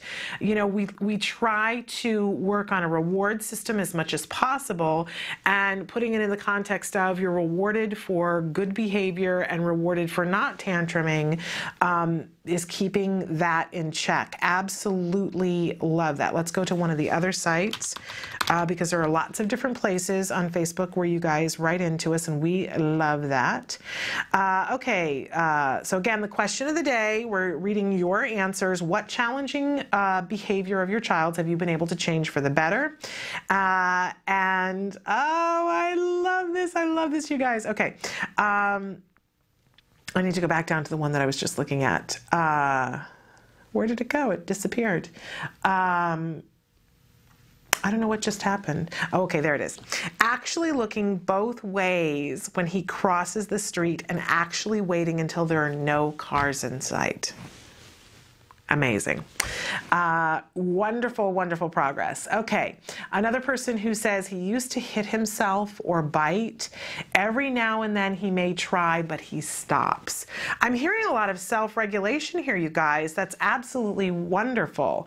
Okay, another person who says, well, I haven't been able to change it yet, but I would love if I could get him to stop pulling mine and my daughter's hair all the time. That would be a real blessing. Okay, that would have been the answer to a question yesterday, but since you asked, one of the things that we always talk about, and that I'm going to be talking about in the coming segments, is finding the function of the behavior. We never want to assume that we know what the function of the behavior is, because let's stop and consider how many different functions hair pulling might serve. And I have no way of knowing, nor am I an expert in finding the function of the behavior. But I just want to state this, that, stop and think that in this particular circumstance, it could be a whole lot of different things. If I yank on your hair and you scream, I got some attention, right? And you're screaming at me and you're saying, don't pull my hair. We're now having a conversation. And if that's what I wanted, I just won. Woohoo, right? It may be that if you're holding something that I want the iPad, and you're holding it and I pull your hair and you get upset and you grab your hair, you go, Mom, he's pulling my hair again. For that 12 seconds that your hands were up, I got to hold the iPad and I played for 12 seconds. You know what? 12 seconds is enough for that to be reinforcing. I won. I got what I wanted, right? It could be that, you're getting ready to stick me in the bathtub and I don't want to get in the bathtub. So I pull your hair and now we have a discussion about how you can't pull my hair. I just got out of being in the bathtub for 12 seconds. Woohoo, I won. Do you see? There are so many different reasons, and it might be that I just love the way it feels, that there's a weight to the hair that feels good in my hand. And it could be that it's a couple of those things together. But in order to devise the proper intervention plan for this behavior, we got to figure out what it is on that list of things. What is driving that behavior? What is maintaining it? What's the paycheck? We call it the function of the behavior. I will tell you, excuse me, I still have my tickle a little bit. If you can get a BCBA to come into your home and do an FBA, we're going to be talking in the next segments about how you can get ready for that person, how you can help to speed that along by taking some data. But if you can get a BCBA to come in and look at and decide what the function of the behavior is, then you're going to be able to have the right behavior intervention plan. You're going to know the right way to behave before the hair pulling happens, so that it's going to decrease it right out the gate. You're going to know the right way to behave when the hair pulling happens, so that you're not feeding the behavior. Essential that you know the function of the behavior. And again, we encourage you to have somebody who is trained to figure out what the function of the behavior is, because if you guess, you run the risk of wasting time and making the behavior worse. Do you really want to do that? Get someone who is knowledgeable, a BCBA board-certified behavior analyst who has experience with autism and experience with hair pulling in particular. Get them looking at this, and you could see that change. I love that, there's a ... and said that would be a real blessing. I want you to know that can happen. That can happen. But you're going to need to get the right support. Okay. Oh, love another one of these eating habits, that you've been able to change eating habits. I know a lot of you are out there listening and you've got eating issues going on in your home and you feel like you are at the end of your rope. But I want you to know that there's real progress to be had if you're willing to find functions of the behavior and work with people who are experts. These aren't the kinds of things that we want to tackle ourselves. I always compare it to when your car breaks down. You got a feeling of what it is. You go, oh, it's something to do with the ignition, right? But you're not a car expert, so where do you take it? You take it to the garage and you talk to the mechanic and you say, hey, it's happening when this happens. I think it might be this. But before we take apart the car and do unnecessary work that we didn't need to do, I need you to look at it and tell me what it is. And I trust you because you're a mechanic, you went to school for this. Our kids are just as important to us as our cars, right? And the idea that we think we know, I know it feels different because they're our kids, we should know, No, we don't. We don't, and we don't want to waste valuable time. Value your child and making a difference with your child as much as you value making a difference with your car. Get an expert. Save time. Don't monkey in there if you know, and most of us, we don't know, and it's hard. Not only that, can I just say that when we're in the relationship with the child, even if you are a BCBA, you're not going to do your own FBA. I just used a whole lot of jargon. Even if you are a board-certified behavior analyst, you're not going to seek the function of your own child's behavior because you can't. You need somebody to come in with fresh eyes to see it from a 360-degree perspective. It will make it better. I know it seems overwhelming, and you go, I'm going to trust a stranger. Yes, an expert you are, because that's what's going to help change these challenging behaviors. Okay, another person who says, actually looking, that was the looking both ways. I love this one. I got my 5-year-old potty trained for 1 and 2, and there's about 20 exclamation points. Sending you a hug. Congratulations. It's wonderful. It can be done, you guys. These things can be done. There are even more of them, and I'll encourage you guys to go to Facebook to read them. But these are great because we can make progress with these challenging behaviors. I'm so happy for everybody. Group hug. Okay, we're going to take a break, and when we come back, we're going to talk about what we can do when we've got tantrums and meltdowns happening. So stick with us. A boy born in Joplin, Missouri was fascinated by anything with wheels and a motor. The odds of him going on to fascinate millions with his talent? 1 in 260,000. The odds of this born racer having 157 career top 10 finishes in NASCAR? 1 in 125 billion.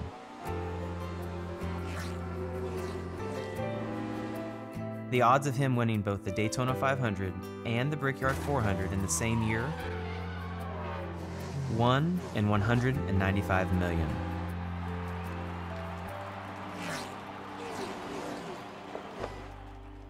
The odds of a child being diagnosed with autism? 1 in 88. I'm NASCAR driver Jamie McMurray, and my niece has autism. Learn more at autismspeaks.org/signs.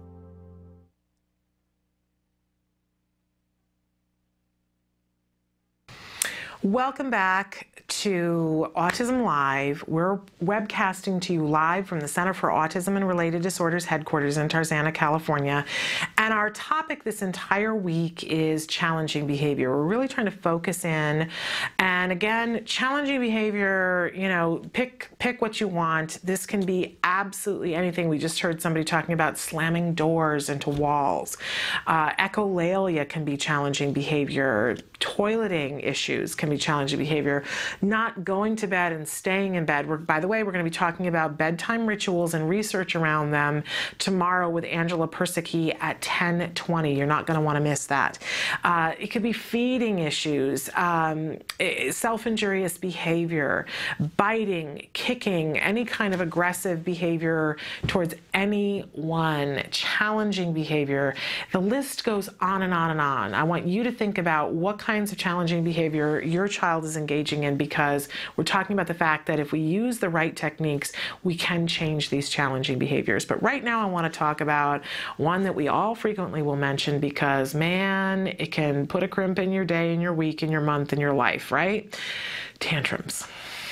And just want to put it in some perspective that one of the things that we have to acknowledge and realize is that tantrums are a regular part of childhood development. So all children are going to tantrum. It is a sign of change, and it is a sign of communication.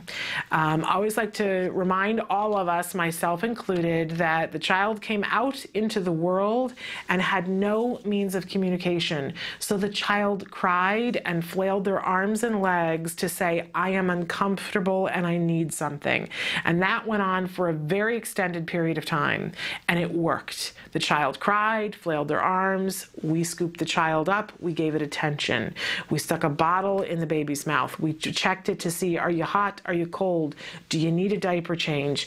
You have gas? Do you need to be bumped, right? You know, that thing where you shake the baby just a little bit, just you bump, you know, and a little bit on their bottom, you bump them up and down to get the gas to come up, right? So that they're more comfortable. This was the way in which they communicated with us. We understood it. We reacted. Great. You know, except now the child is getting older and there comes this transition time where that's not going to work anymore. That the constant crying and flailing arms and legs are not going to get them what they want. Our hope was that they were going to start talking. But even for kids who are typically developing and have typical language skills, they're going to have a bumpy transition. People refer to it a lot of times as the terrible twos. That's with completely typically developing children. And they're frustrated. I want what I want. You're supposed to read my mind. And how come for a year and a half, I could just cry and you would make things better, and now you're not doing it? What's wrong with you? We've been in this dance for a while, and I know my steps. How come you're acting like I'm suddenly a monster? Might be something along the lines of what the children are thinking. But we see with typically developing children that if we don't reward the tantrum and if we encourage them to use their words, that the transition gets made, and it's less energy for that child to say, I want some juice, than to throw themselves on the floor and flail. Or to gain other ways of getting your attention rather than throwing themselves on the floor, right? So they make the shift to language. All right, great. That didn't happen for a lot of us because our kids didn't typically develop. They didn't get the language skills. So they're stuck in this place of thinking, wait a minute, the only way that I have to communicate my needs is to yell, to scream, to cry, to flail my arms. And if that's not working, sometimes it escalates to something else. I'm going to bite you. Now I've got your attention, maybe you'll do something for me, right? So it goes to a place and it goes to a level, because if the needs aren't met, what do they have in their arsenal? And I always like to remind all of us, stop and put ourselves in their shoes for a second.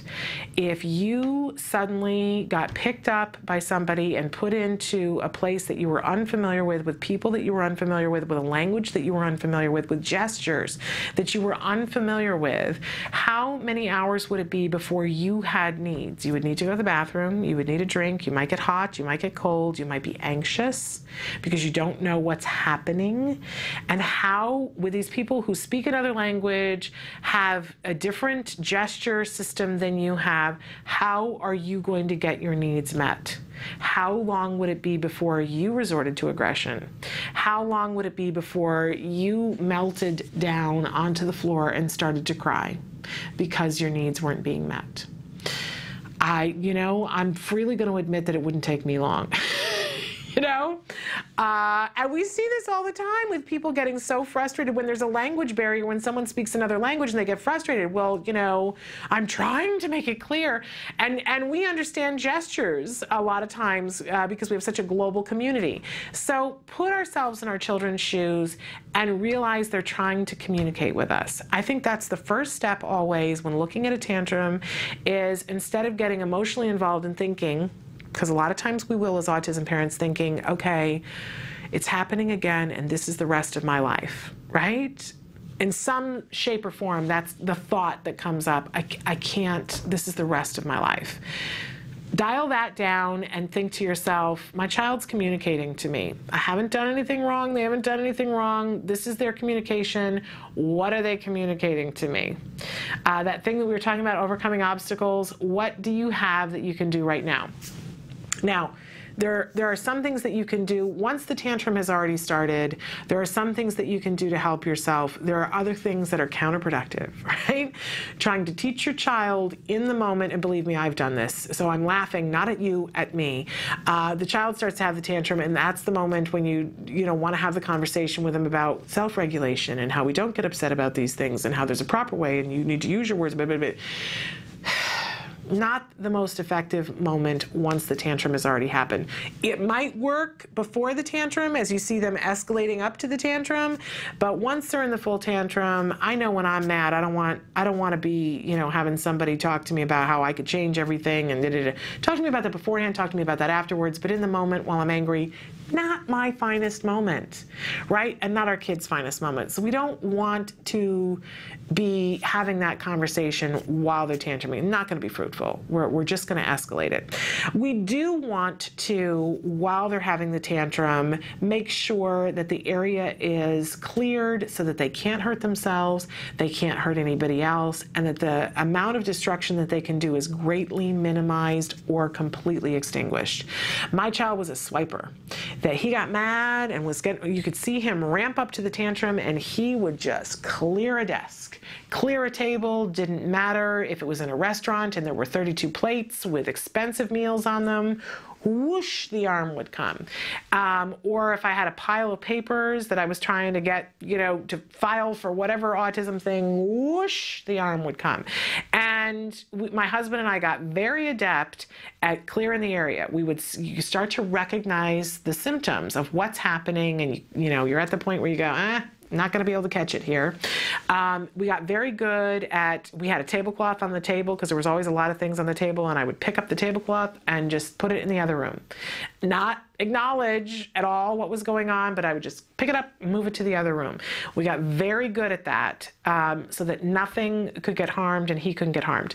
And there were times, boy, he would be looking for what can I pick up, what can I throw, what will really tick her off. I'm just imagining what his thought process was. But he would turn into this different child, and it was, I am on a path of destruction. So we would clear things out of the way. We always want to be mindful of making sure that everybody's safe during a tantrum, right? But once we've secured the area, we want to be very careful that we are not giving in to whatever the demand was that precipitated the tantrum, and that we are not giving the tantrum behavior an excessive amount of attention.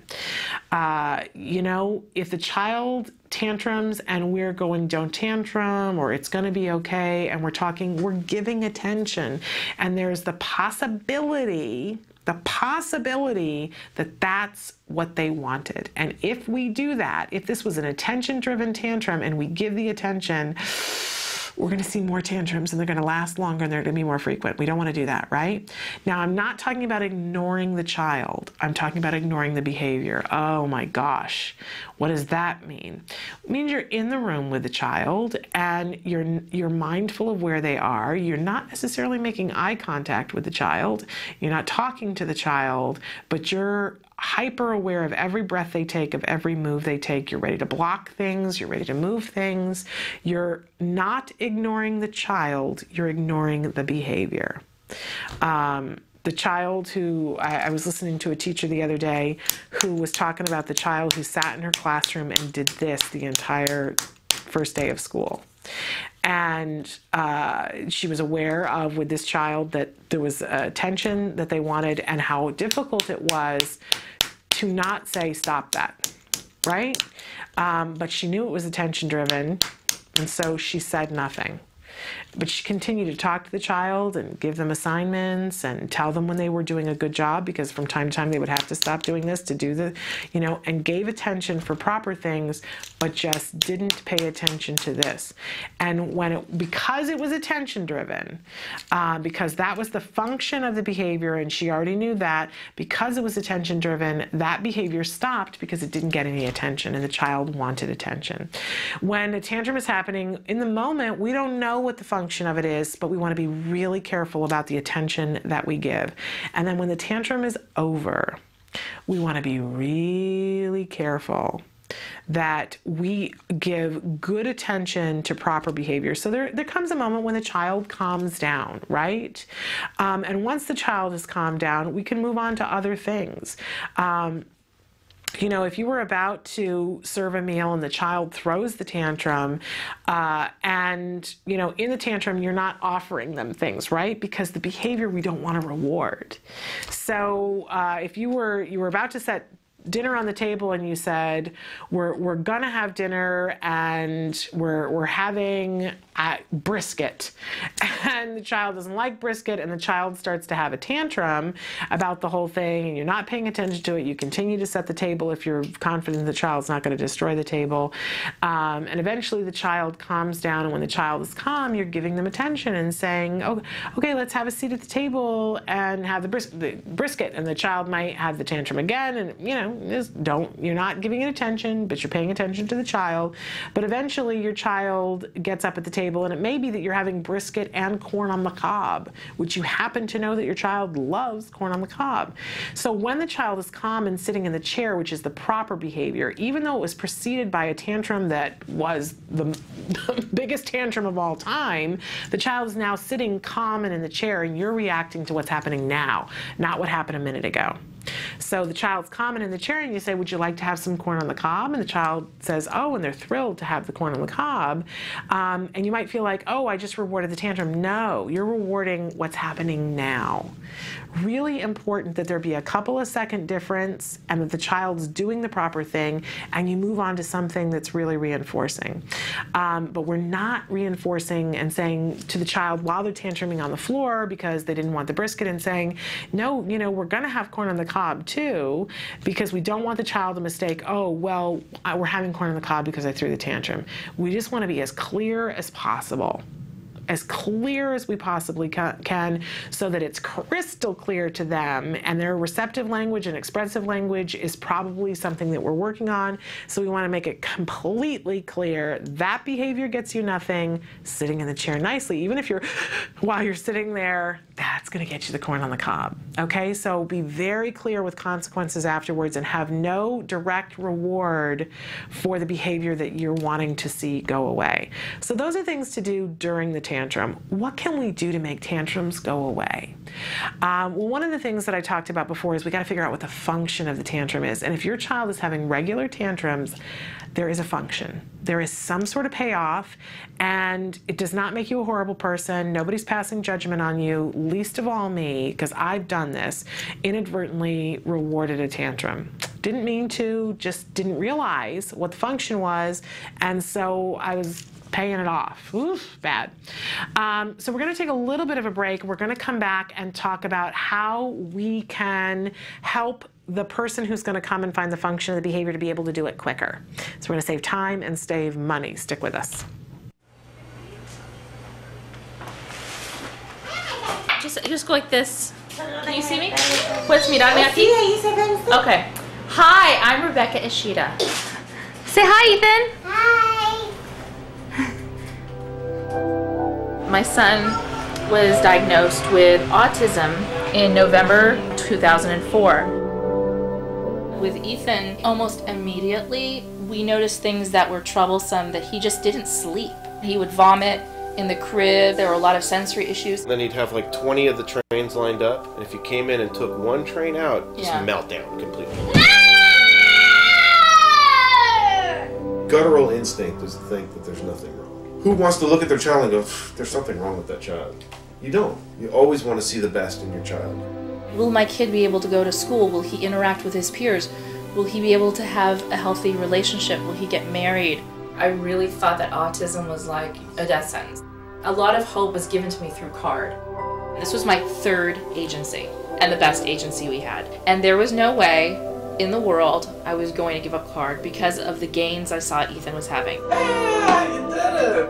And I remember when Doreen saw us for the evaluation, she says, but by the time he's 6, he will be recovered. And that's exactly what happened. I'll fix that.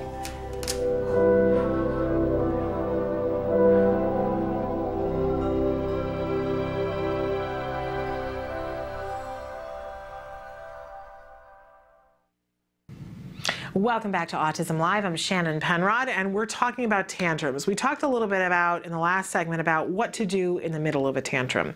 But now I want to take a little bit of time to talk about how we're going to target tantrum behavior to make it change, diminish, go away. And I want you to know that that's possible. okay? So walk with me for a second. Every time there is a behavior, and we talk about this a lot on the show, there's something called a three-term contingent. I also call it the ABCs of behavior. For every behavior, though, there's some sort of payoff, right? Or it wouldn't keep happening again and again and again. So if tantrums are happening on a regular basis, there's some sort of payoff. What we can do to help ourselves and help our child and help the expert that we're going to call in to come in and address the function of the behavior, that payoff, what's making this happen on a regular basis, the child's getting something for tantruming, we're going to take a piece of paper, any old plain piece of paper, and we're going to draw 2 lines down it, so we've got 3 different areas on the piece of paper. And at the top of the paper, in each of those 3 columns, we're going to put an A, a B, and a C. The A stands for antecedent, and this is a fancy jargon word that means what happened beforehand, okay? So that's, I think, the hardest word for us to remember in this ABC. The other words are words we're pretty familiar with, but antecedent means what happened before. But the B stands for behavior. And the C stands for consequence. So let's say that your child has a tantrum. It's great to have this piece of paper with you if you're going someplace so that you can make notes, but you're not going to make notes during the tantrum. We already talked about during the tantrum, you're going to be very mindful of your child's safety, of everybody else's safety. You're not giving attention to the tantrum, but you are not ignoring the child. You're ignoring the behavior. But afterwards, after everything is said and done and over, as soon as you possibly can, you're going to find time. Now that might be later on that night after you've gotten the child to sleep. It might be when somebody comes in to spell you in terms of taking care of the child. Your significant other comes in and you say, I need to go write down. You want to get to it as soon as you possibly can, but you got to wait for the right moment when other people are taking care of your child. I get it, believe me. So you find that moment, and I think the first thing you want to start with is the behavior.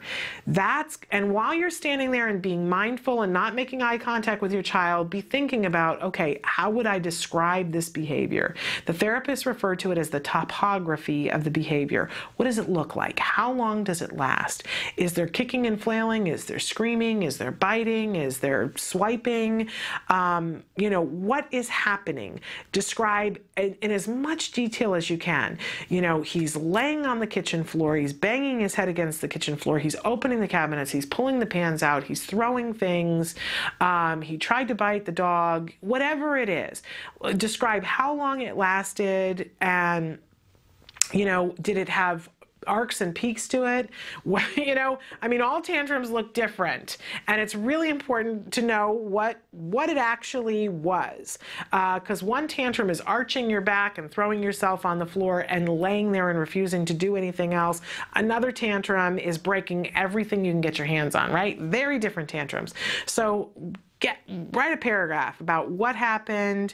I also think it's great to include what time it happened, how long it lasted, so on and so forth.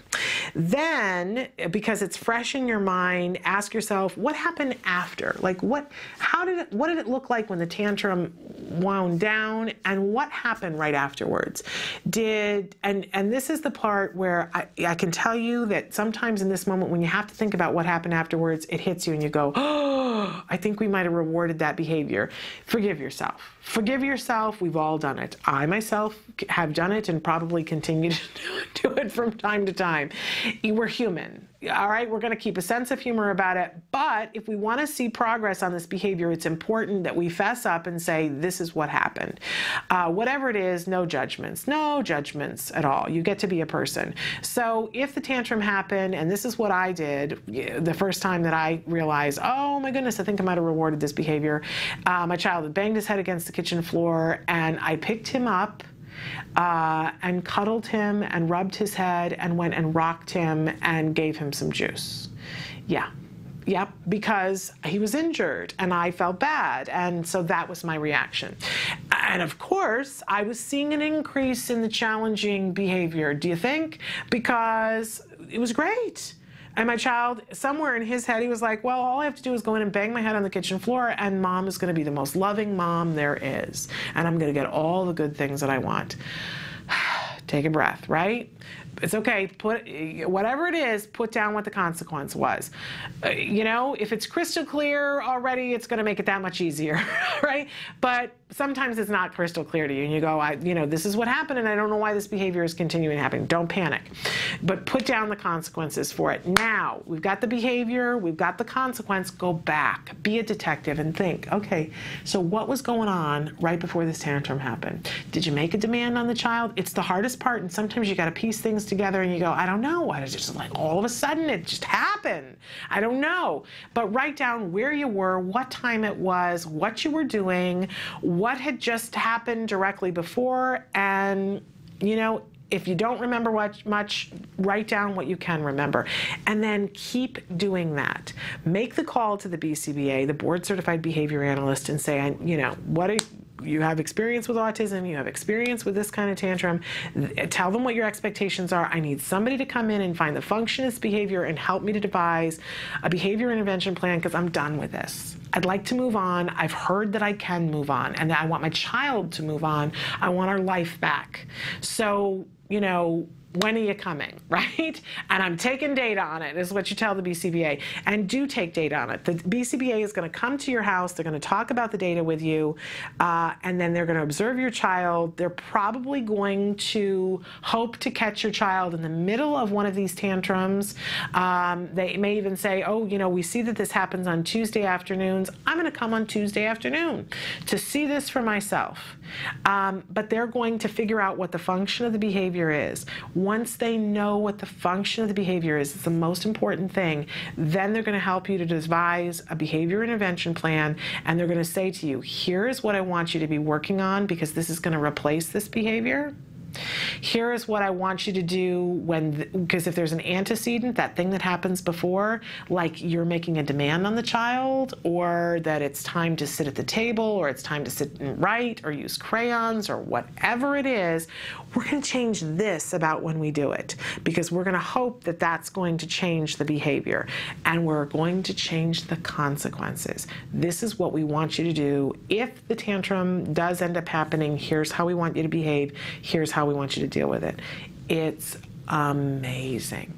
When you have the right function of the behavior, you can really target, pinpoint, and go, here is what we need to do. And you change those things, and the behavior changes. Go on Facebook. You don't have to believe me, right?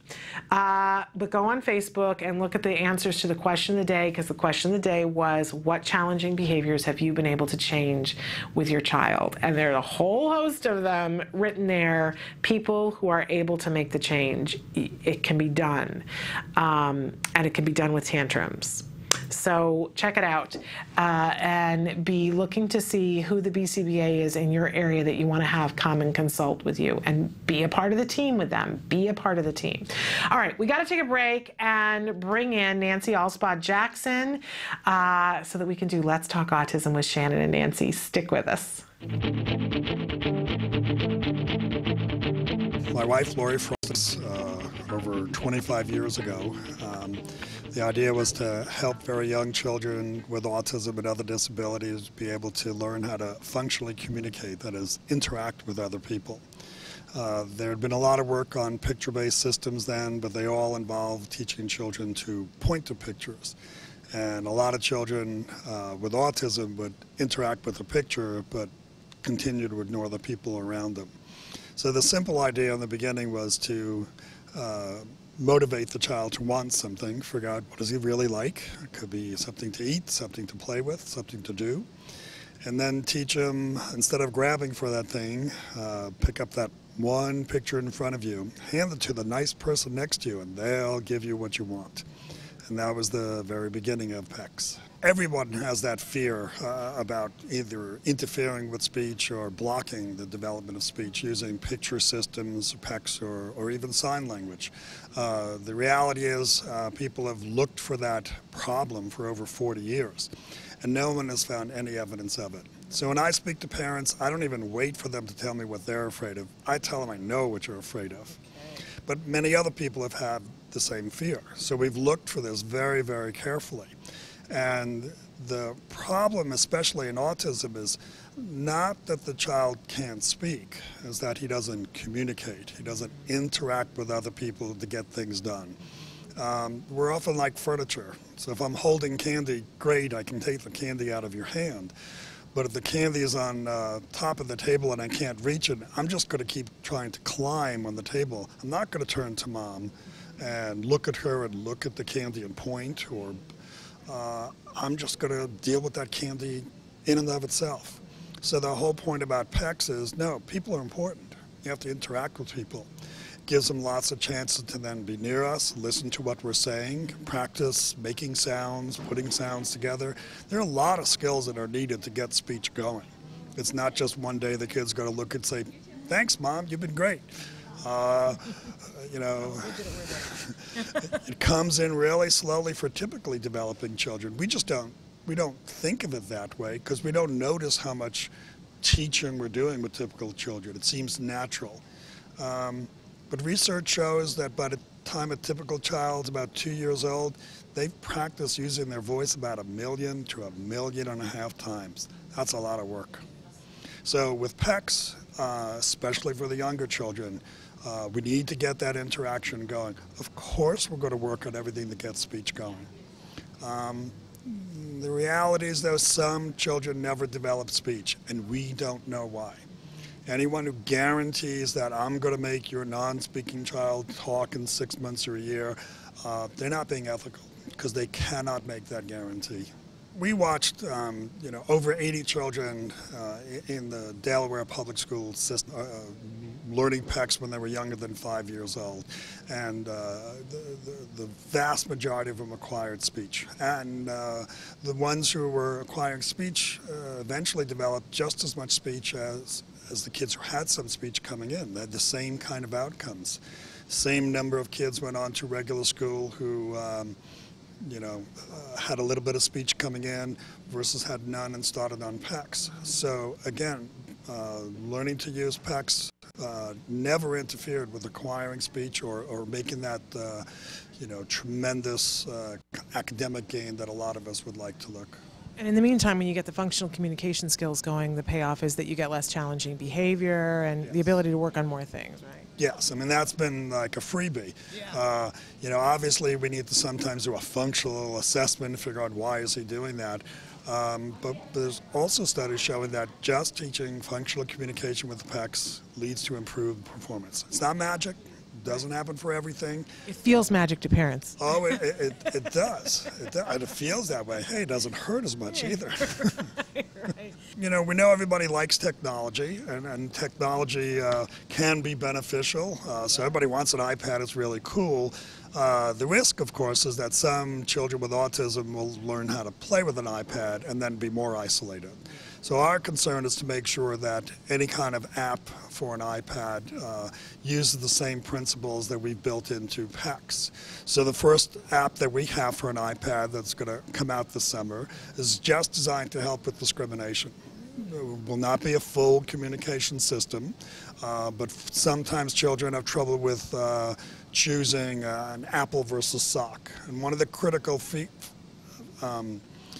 issues for effective learning is feedback, getting quick feedback. The nice thing about an iPad is we've essentially programmed the device that as soon as the child touches the right picture, it lights up, it grows bigger, it says a word, so it gives them immediate feedback like, yeah, you've done something really good. Of course, we follow through with giving them the item, but the device is quicker than anybody can be.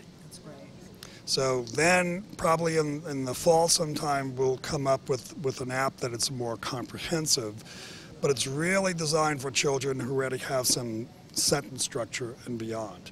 That is, there's no research showing that using any of these devices leads to quicker initial acquisition of vocabulary, but it certainly helps with the expansion of vocabulary for some kids. Go to PECS.com. You can get to the U.S. company there. We have offices in 13 countries and around the world, so if people speak another language, they can just go find the language of their choice and probably get to a company that's speaking that language too. do it. Welcome back. I am not plugged in, apparently. Oh, no.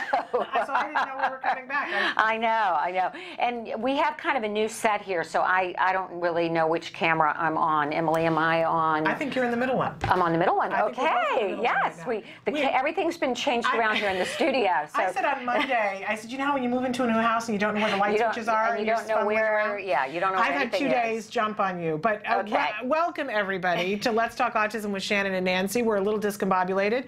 I'm not plugged in, and it's new for her, but I'm Shannon Penrod. And I'm Nancy Alspaugh-Jackson. And we're thrilled to be here right now on our new set, where you're going to be able to see us better and be able to see better when we have a guest. It is roomier. We have more room going on.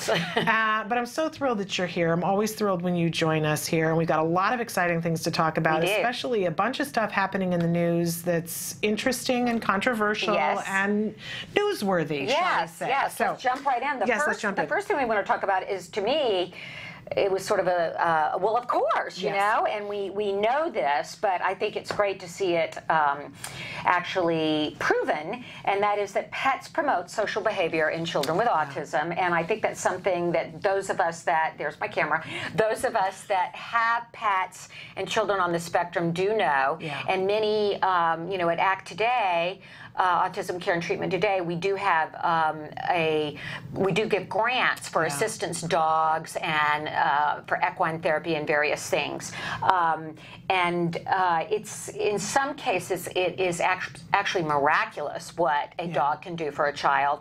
The most extreme example that I can think of, the most dramatic, was the case of a little girl who clapped incessantly. That was her stim, to the degree that she only slept about 4 hours a night, and she had to wear gloves because the blisters on her hands and the skin, and her parents never slept.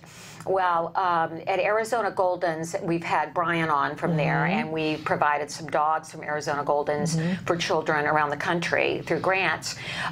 This little girl received a dog, and the dog was trained to, every time the little girl clapped, to go like this. Well, to break the behavior, break the stim. And the dog succeeded so much in doing so that the little girl was, within just a couple of months, able to sleep 8 hours a night, able to go to school with the dog, and the gains after that were just, she skyrocketed. And so that's the most dramatic case I can think of. Absolutely amazing. Yeah, really amazing. And in this study, which was done in France, French researchers from the Centre Hospitalier Regional Universitaire de Brest conducted 2 separate analyses, and they matched 12 individuals who did not have a family pet before the age of 4, who did get a pet at the age of 5 to 12, individuals who never had a pet. And what they discovered was that reciprocal social interactions, verbal and nonverbal communication, stereotype behaviors, and restricted interest, all of these scored significantly better in the children that had the pets as opposed to the children that did not have a family pet. Now, I know this can be challenging for some that maybe don't have the ability to have a dog or to have, but I believe, and I don't know, this is, I think, more dogs and pets of that nature.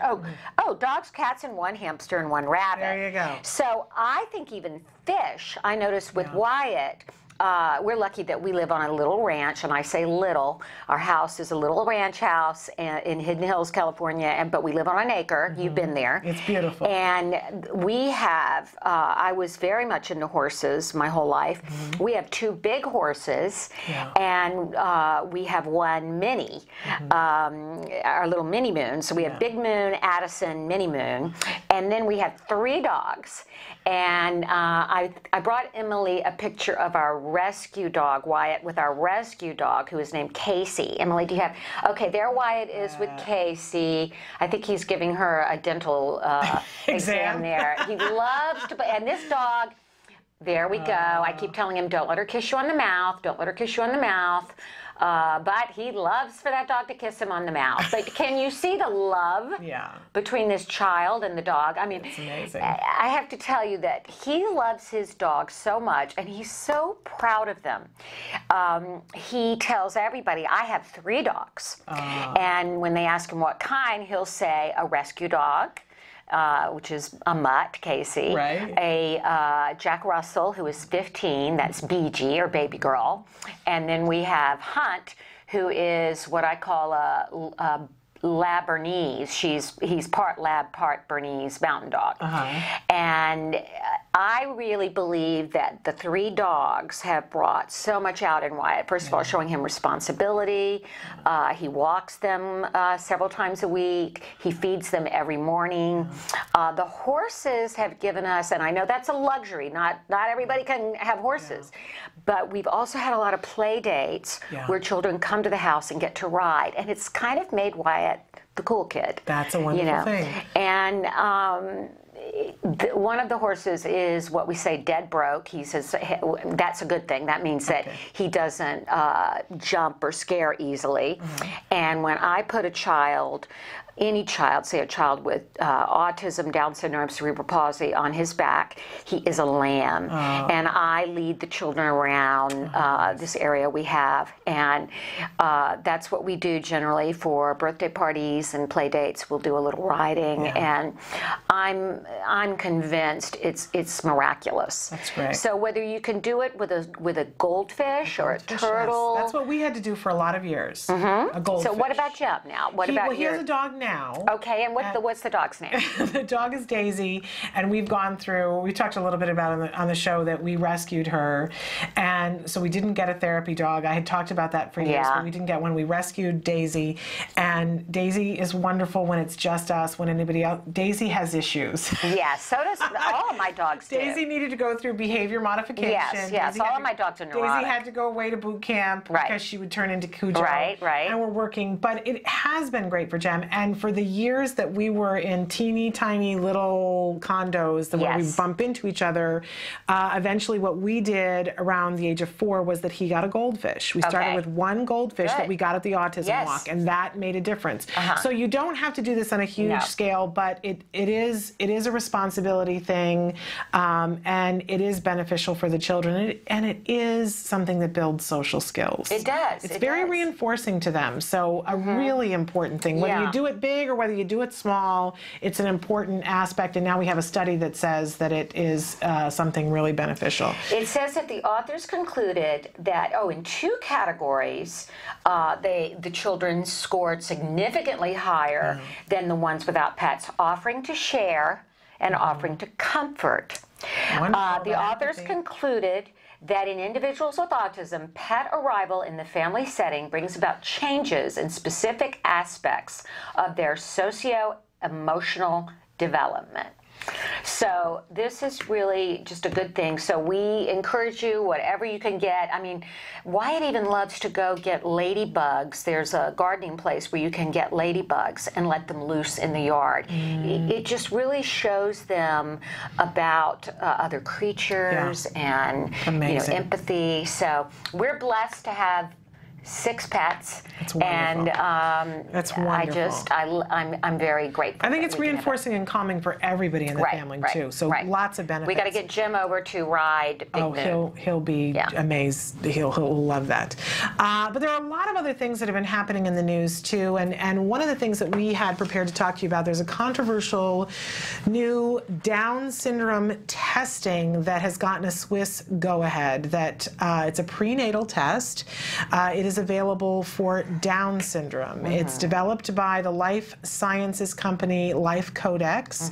The test involves screening blood samples of pregnant women for the presence of fetal Down syndrome, and of course it's creating quite a bit of controversy because of the potential that someone would potentially terminate the pregnancy as a result of finding out.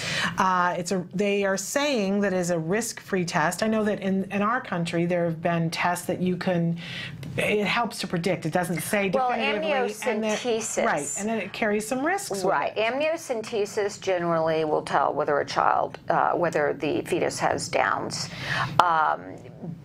And give the parent either, some people look at it as a heads up that they will prepare to parent this child, maybe be more prepared. Others are very concerned that it'll lead to an increase in abortion. Now this apparently is just a blood sample so it's not the risk of the amniocentesis, Right. which is almost a surgical, from what I understand. Well, I know what they asked us, because I was 40 when we had Jem, and so we were concerned and wanted to have some awareness, and they offered us the amnio, and they were saying very low risk, that 1 in 1,000 pregnancies end up with a complication as a result. That was the number that they told us. I'm sure it's different now, but that was the number that we were told was 1 in 1,000, and my response was, I'm not going to do it because I don't want to be that 1 in 1,000. Now, as it turns out, I was 1 in 110, now 1 in 88. So, you know what I'm saying? Higher. Like the odds for me, I was like, I'm going to choose not to do this. And I know everybody has their own individual choices about that, but that was our choice, that we said, we'll get what we get. Right. We'll see what comes out. Well, this is a very interesting subject for me because of my history. Yes. My younger brother, David, who passed away in 1994 at the age of 37, was Down syndrome. And my mother, when she had him in the, what was that, 1961, I think, or 1960, was told by her obstetrician and her own mother immediately to institutionalize him. They said, don't hug him. They didn't want to bring him into, after she gave birth, they did not want her to hold the baby. She said, bring my baby to me. My father went home and told me, the day he died, he told me that he went home that night and cried and prayed and said, why me? And he said that basically the answer that he felt he got was, why not you? Yeah. You're able to do this. You've been chosen to do this. And I think I shared with you, and you and I get teary on this, that my father, Frank Allspaw, on the day he died, told me the thing he was most proud of in his life, and my father was a very accomplished man, was being a great father to David. Yeah. And I know for me, for my mother, it was out of the question whether she would have been able to have the test or not. Yeah. I know for me that having David was a blessing. Right. I know it made me a more aware and more sensitive person. Yeah. However, I can't say with certainty what I would choose to do if I were faced with having, a child with a disability, if I was given that choice at a certain point in life. So it's loaded with ethical, emotional issues. But you see far less Down syndrome individuals today because of the availability of the amniocentesis. Down syndrome has gone down dramatically, whereas autism, of course, has gone up dramatically. And of course, there's been a lot of stuff in the news lately because not only, this is a direction in which we're going, and there's been a lot of discussion about the word cure for autism in the news lately, and about people and about what choices people have now and what choices may be available in the future. And there's a lot of controversy surrounding all of this, not just for Down syndrome, but also if this were the potential for autism. If the tests were available to say this child is likely to have autism, would someone terminate? Or if there were a pill that could be given, or if there were a cord blood transplant that could make it different, it's a very controversial. Where does it stop, Shannon? I mean, well, exactly, and I don't know. This is the thing. Are we headed to a culture, toward a society and to a world that will not tolerate any difference of any kind? Well, we know we experience it that way sometimes now. Yes, we do. We do. It's not right, are we but headed we experience towards... you look at the way schools are run with the standardized testing and everybody trying to get scores at a certain level, and you look at the way the helicopter parents are getting their children into being the perfect child, in a baby Einstein-obsessed world. Where does it end? And we want, I believe, a compassionate, humane society that celebrates differences.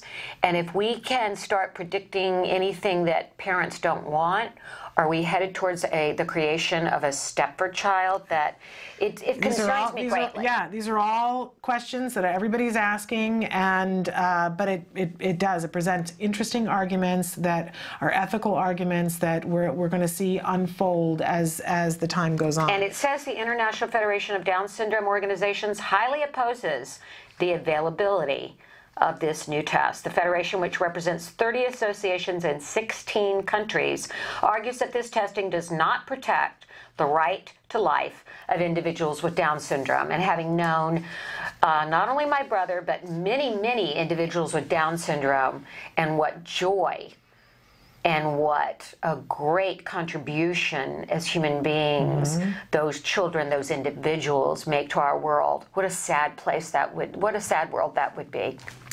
Yeah, and so we'll see as this unfolds, but this is groundbreaking that they have agreed to it. Okay. Now, some other interesting news that also has a controversial base. Yes. It came down this week that Dr. Andrew Wakefield, his suit. And Dr. Andrew Wakefield, who is perhaps the most controversial figure in all of autism, in the field of autism. I think that's a safe statement. Yes.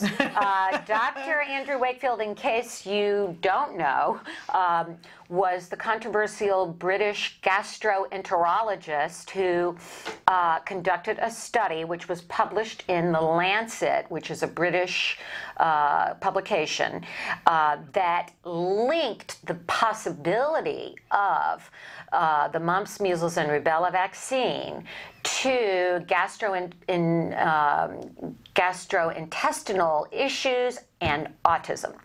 So, after publishing this study and presenting it with many other colleagues, the study was attacked. I mean, it's fair to say it was attacked from all sides. It was absolutely just torn apart.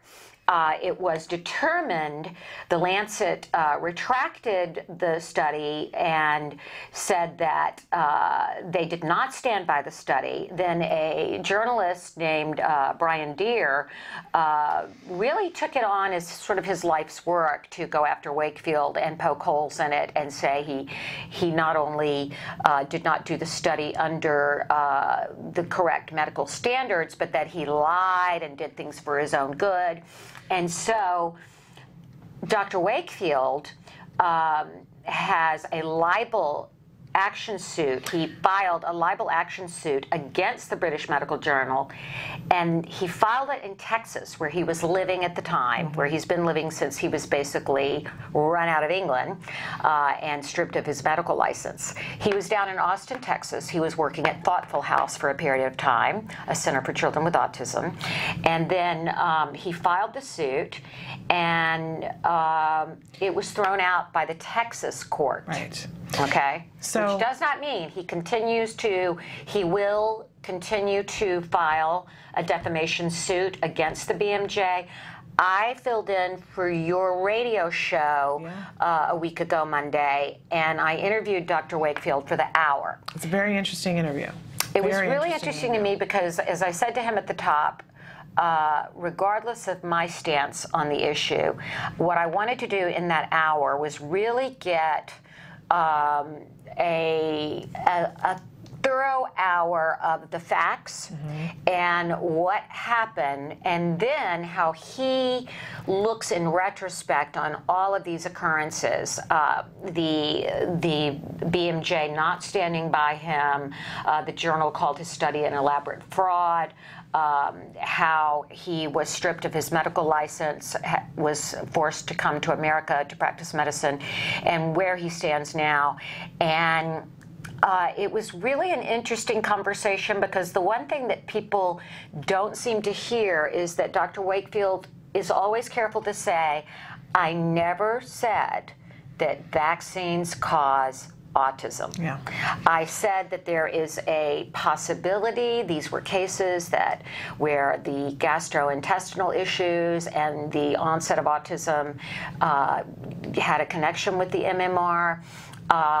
I think that Dr. Wakefield is a man who will die standing by his stance that this is an issue that needs to be looked into.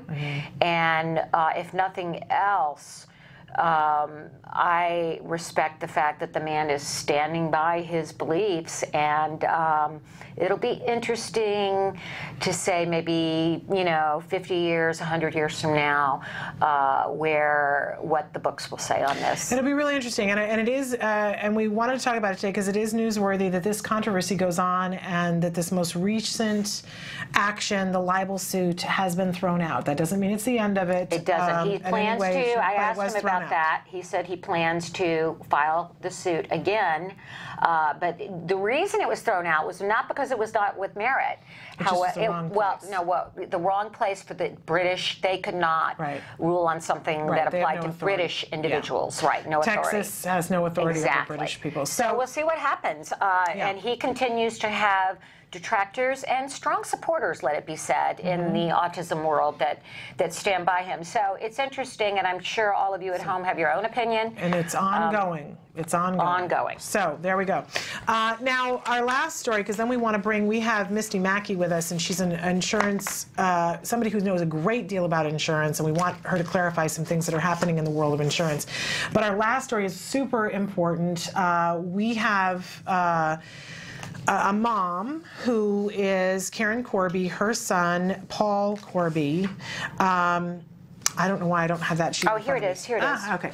But in any case, she has put out a petition because her son, who is on the autism spectrum and an author, he has authored his own children's book, Isaac the Runner, which you can order on Amazon.com. He's clearly a very bright young man. 23 years old, diagnosed with a deadly heart condition about 4 years ago, and he needs a heart transplant. And so the mom was, and what's notable for me is that this is in Pennsylvania again, and we just had covered a few months ago a story about a little girl who had a heart condition and was denied at a different hospital in Philadelphia. Right, was denied. Now, the information now is that she is going to get a heart transplant. Oh, good. That the protesting... Because of the public outcry. Yes. Okay, good. It was such bad publicity power for the hospital. Power of the media, power of the internet, and this, once again, we're going to give you a place where you can sign the petition. Absolutely. So in this case, Karen Corby, her son, 23 years old, was in the hospital, and there's a picture of him wearing a shirt from his T-shirt that we're showing you right now. And he needs a heart transplant in order to sustain life, and they don't know how long he can live without the heart transplant, but he was denied. He was denied on the grounds that there were a whole lot of things that they look at before they decide if someone is eligible. Their current health is considered, and their age, and any other diagnoses that they have, because they look at your ability to sustain the things that you're going to have to sustain, the amount of medication you have to take, the ability to voice whether you're going to have symptoms that have to be addressed, because there will be ongoing health issues caused by the heart transplant. And their supposition is that because he has an autism spectrum, that he will be unable to do that. He will be unable to communicate, or does it not go into that? He will be unable to, yes. They will not give direct statement as to Paul, because they say they don't discuss cases of individuals that are at their hospital, but in generality they say here are the things that we consider, and that autism certainly is something that they consider.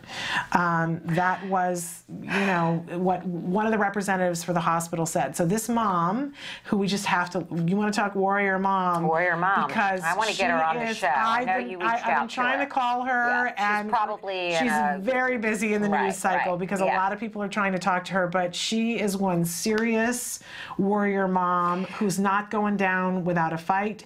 And I will tell you too that she's got a petition on change.org. I love that organization. Take a look at this, I sign it all the time. This was as of yesterday. What a sweetheart. She's got 252,394 supporters as of yesterday. Let's get it up in the millions, people. She was only going for, I think, 300. Okay. Okay. So she's I only signed like it. 49,000. I have too. She's only like 49,000 yesterday from her goal. This is about 14 hours ago. So, you know, it's free to support her on change.org. Yes, it is. And you can put it on your Facebook. You can put it on Twitter. I'm going to do a blog about this today.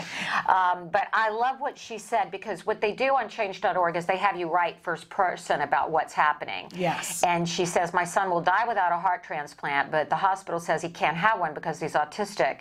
And she says she doesn't know how to tell her son that his doctors refused to give him the operation that could save his life. She said that my son has faced discrimination because of his autism his whole life, but this time that discrimination can kill him. And here's what I want to say to all of you who are watching. You know, it's easy to say this isn't my fight, except it could be. It really could be. This could be any of us if this is a precedent that we're going to allow autism. And by the way, yesterday in the state of New Jersey, they signed into law, the New Jersey, I think, House of Representatives signed into law that you could not be discriminated against because of a developmental disability in life. So this is having an effect. Okay, good. We need to make this happen in Pennsylvania. We all need to stand up because this could be any of our children. Okay, so to sign the petition, go to change.org, search Paul Corby, C-O-R-B-Y. We encourage you all to sign this petition. This young man, doesn't matter that he's brilliant, which he is, doesn't matter that he's creative, which he is. He's a human being, he's loved. He has a family. He deserves life as much as anyone else. He should not be denied a heart transplant because of the fact that he has autism. Sign the petition. Absolutely. Thank you. We're going to take a break, and when we come back, we're going to be joined by Misty Mackey, who's going to clarify some things about insurance. Because I'm like completely confused. I know. We're all confused, and from time to time we need to get an expert in here, so we're going to have Misty with us. Stick with us. Okay.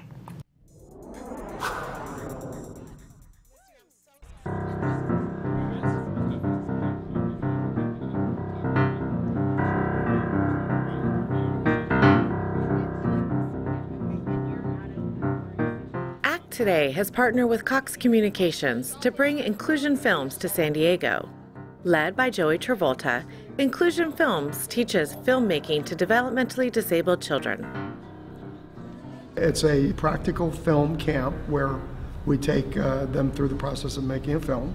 And each group, we split them into 3 groups, and they're each responsible for making a short film together as a group. How many people like animation in this group? This is a wonderful opportunity for children to build their self-confidence, to develop new friendships, and it's also an opportunity for their siblings to come and to enjoy the company of other peers in this really wonderful, fun setting. Okay, so you know what time it is?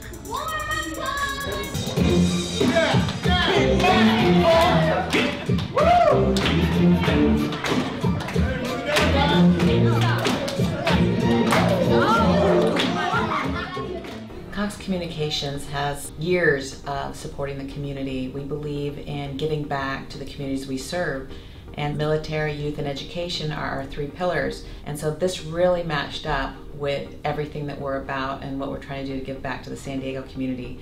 And so we were thrilled to meet up with ACT Today and Inclusion Films and to have this wonderful synergy. 3 organizations really trying to move towards a common cause. Oh, are we ready? There you go, got it. Mark. Okay, you'll be talking to me, okay? So tell me your name, say my name is. In the past, we've done The Junior Apprentice, which was a takeoff on The Apprentice, The Really, Really, Really Late Show, which is a takeoff on The Tonight Show. And this year, we're doing a combination of 60 Minutes and Entertainment Tonight called 30 Minutes Tonight. Okay, good. So now you understand what an improv is. You guys get the idea what an improv is? To go with the flow of something, especially in the action. My son Elijah, he's into movies and he's into music, and so this program might bring out his particular skills. Amazing. You're like a professional animator. Every single person here we've met has been so kind, loving, and caring. They've given Nicholas the opportunity to be himself and be around people who have the same passion and interest as he does. What is it you learned with Ultimate? What did you learn? that filming is kind of tricky.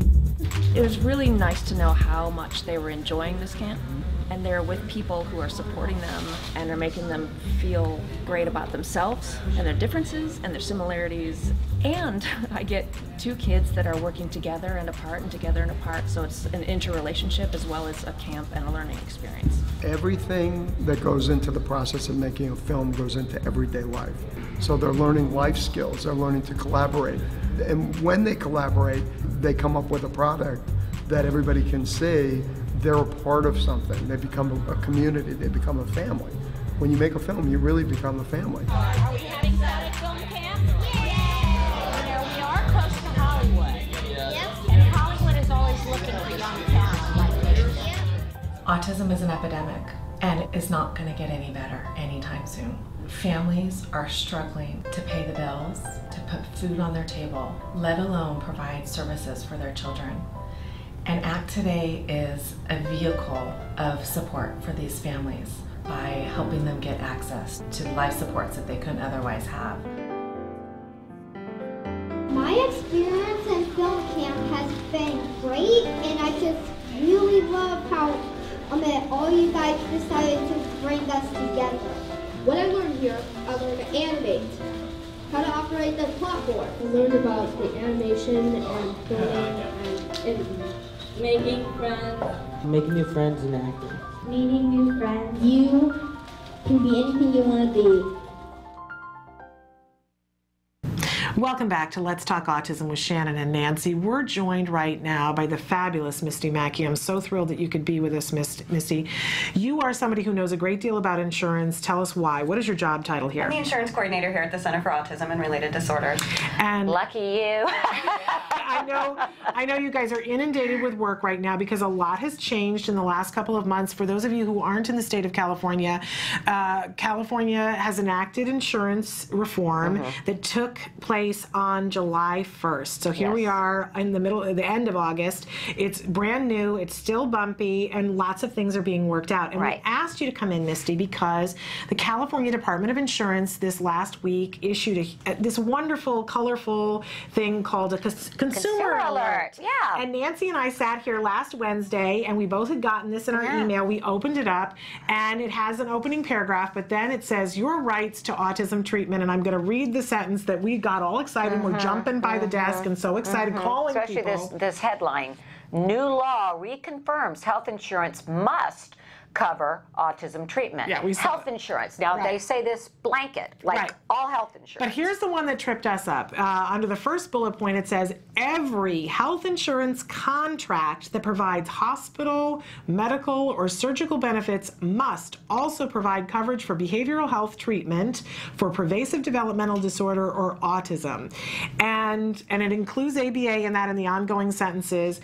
And we had been hearing a lot about insurance reform and that it was going to cover some plans and not others because there was the whole self-funded issue. But as soon as we saw, because I personally am on my husband's health insurance, which is self-funded, so I was not eligible, and we had looked this up months ago, and Misty had helped me to confirm it. And I looked at this and I went, something new has happened, because if every health insurance contract that provides hospital, medical, and surgical benefits, well, that includes me. And Nancy got excited too. I got we excited were calling too because I have friends that, you know, I am covered for a behavior therapy plan for my son now, which we're segueing from regional center to insurance this year. It's been tricky though, navigating that and figuring out how it goes, and CARD has helped me with that. Can you separate the myth from the reality here? Yeah, tell us why this sentence exists and yet it isn't what it sounds like.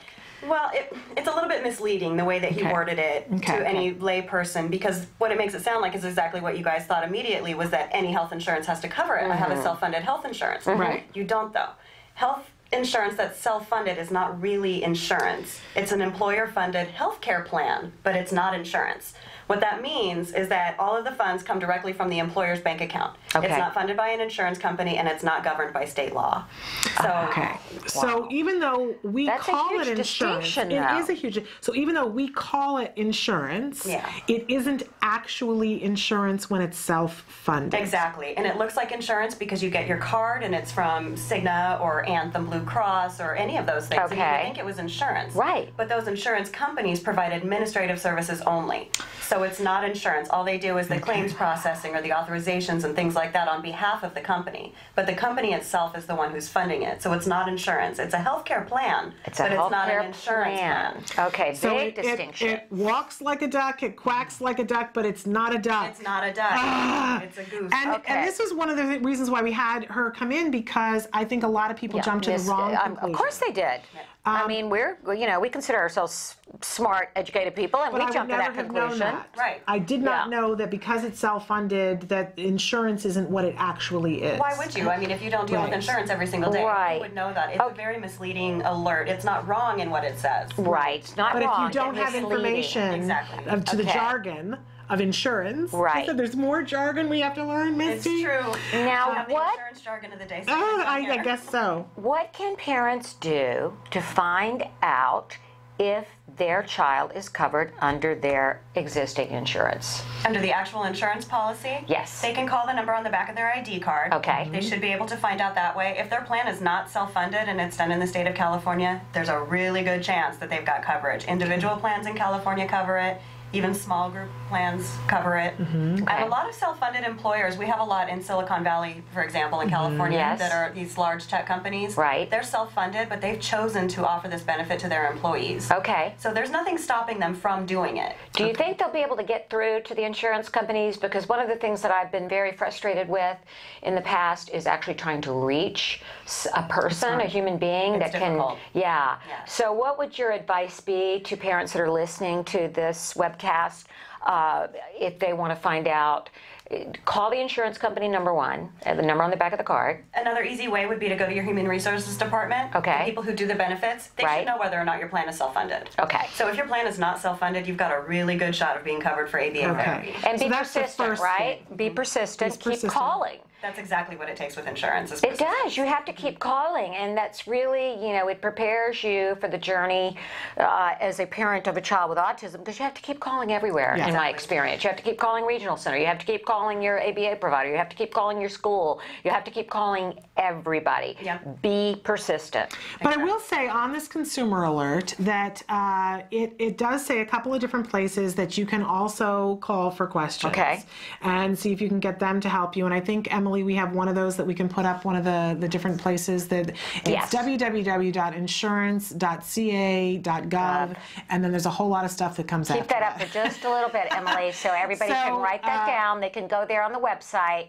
For more autism-related information, including what to do if you are denied coverage, visit the California Department of Insurance. I'm glad they put this alert out, because it is giving people a place to go if they have questions. And I just encourage everyone. I know so many people that have not been able to do a good ABA program, behavioral health program for their children, and hopefully, because they couldn't afford it, or they couldn't get into regional center, or they couldn't get the school to fund it. So this can really open a door for many families, right? Definitely. And you're seeing a big increase? What I love about this consumer alert is that people are going to say, oh, I think it applies to me, and they're going to ask more questions. Exactly. Because what I've heard from people the last couple of months is, oh, I just assumed it didn't mean me. And we estimate that at least 50% of the people in California are covered, right? I would think so, yes. Yeah. That's really a huge number. That's great. I'm really heartened to hear that. Encouraged. Absolutely. And as things move forward and more things change, and depending on what happens in the elections and what happens with the current care, we'll see what happens in 2014. Because if things continue the way they are in 2014, we will all have coverage that will include ABA or be fined for not having it. Or our employer will be fined for not having it. I'd love to see that day. Well, we'll see what happens. I mean, there's a lot of things that are going to happen between now and then. Yes, but there it's are. more reason why people need to stay informed. Misty, thank you so much. Thanks for coming. We promised 5 minutes with you, because you've got a stack of paperwork back downstairs in your office. You're helping. You and Bryce and the whole group down there do such great work. work helping our families. Possible. Thank you so much, I said that to you. I said yesterday, I said thank you for what you do, because you're making the difference for families to be able to have this really important. It's gonna make me cry. Well, we'll get all emotional, but thank you so much. We're going to let you go back to work. We're going to take a break, and when we come back, we've got an interesting segment about making a difference. One dad who's making a difference. So stick with us.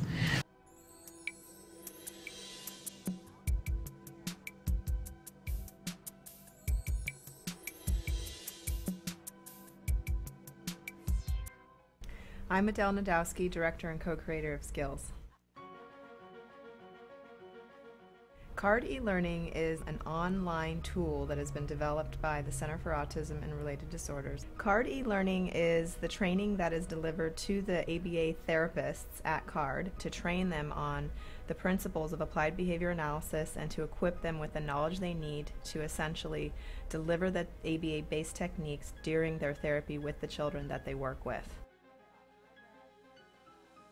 ABA has been proven scientifically to be the most effective intervention for children with autism. At this point, even the Surgeon General has come out with a statement suggesting just that. So we know that this is something that children with autism definitely need if they're going to improve and live the lives that we're hoping that they're going to be able to live. By being able to train people on this one particular method that we know works, and to be able to have all of your staff within your school settings on the same page, it allows you to take more of a multidisciplinary approach, and there's definite consistency going on within the team. It makes sure that every person involved with that child's treatment program, including the speech and language pathologist, the occupational therapist, the teachers, the aides, all of these individuals to be able to be trained so that they can all work together effectively with the child.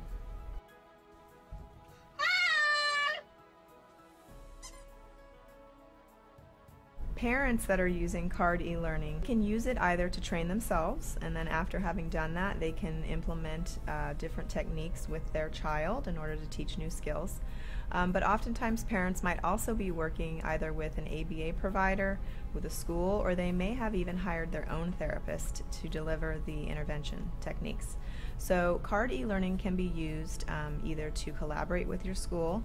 It can also be used to train the therapists that are coming to the home of the parents, or it can also be shared with the ABA provider so that that provider can find out about it and perhaps implement it within their organization and train their staff. You can also do reporting for your organization. So you can actually look and find out which teachers are progressing, what their quiz scores are, and actually we can give you reports as well that will help you to compare the different teachers and their performances. CARD eLearning is really, really simple to use. You can log on to this as long as you have a computer, that's all you need, and an internet connection.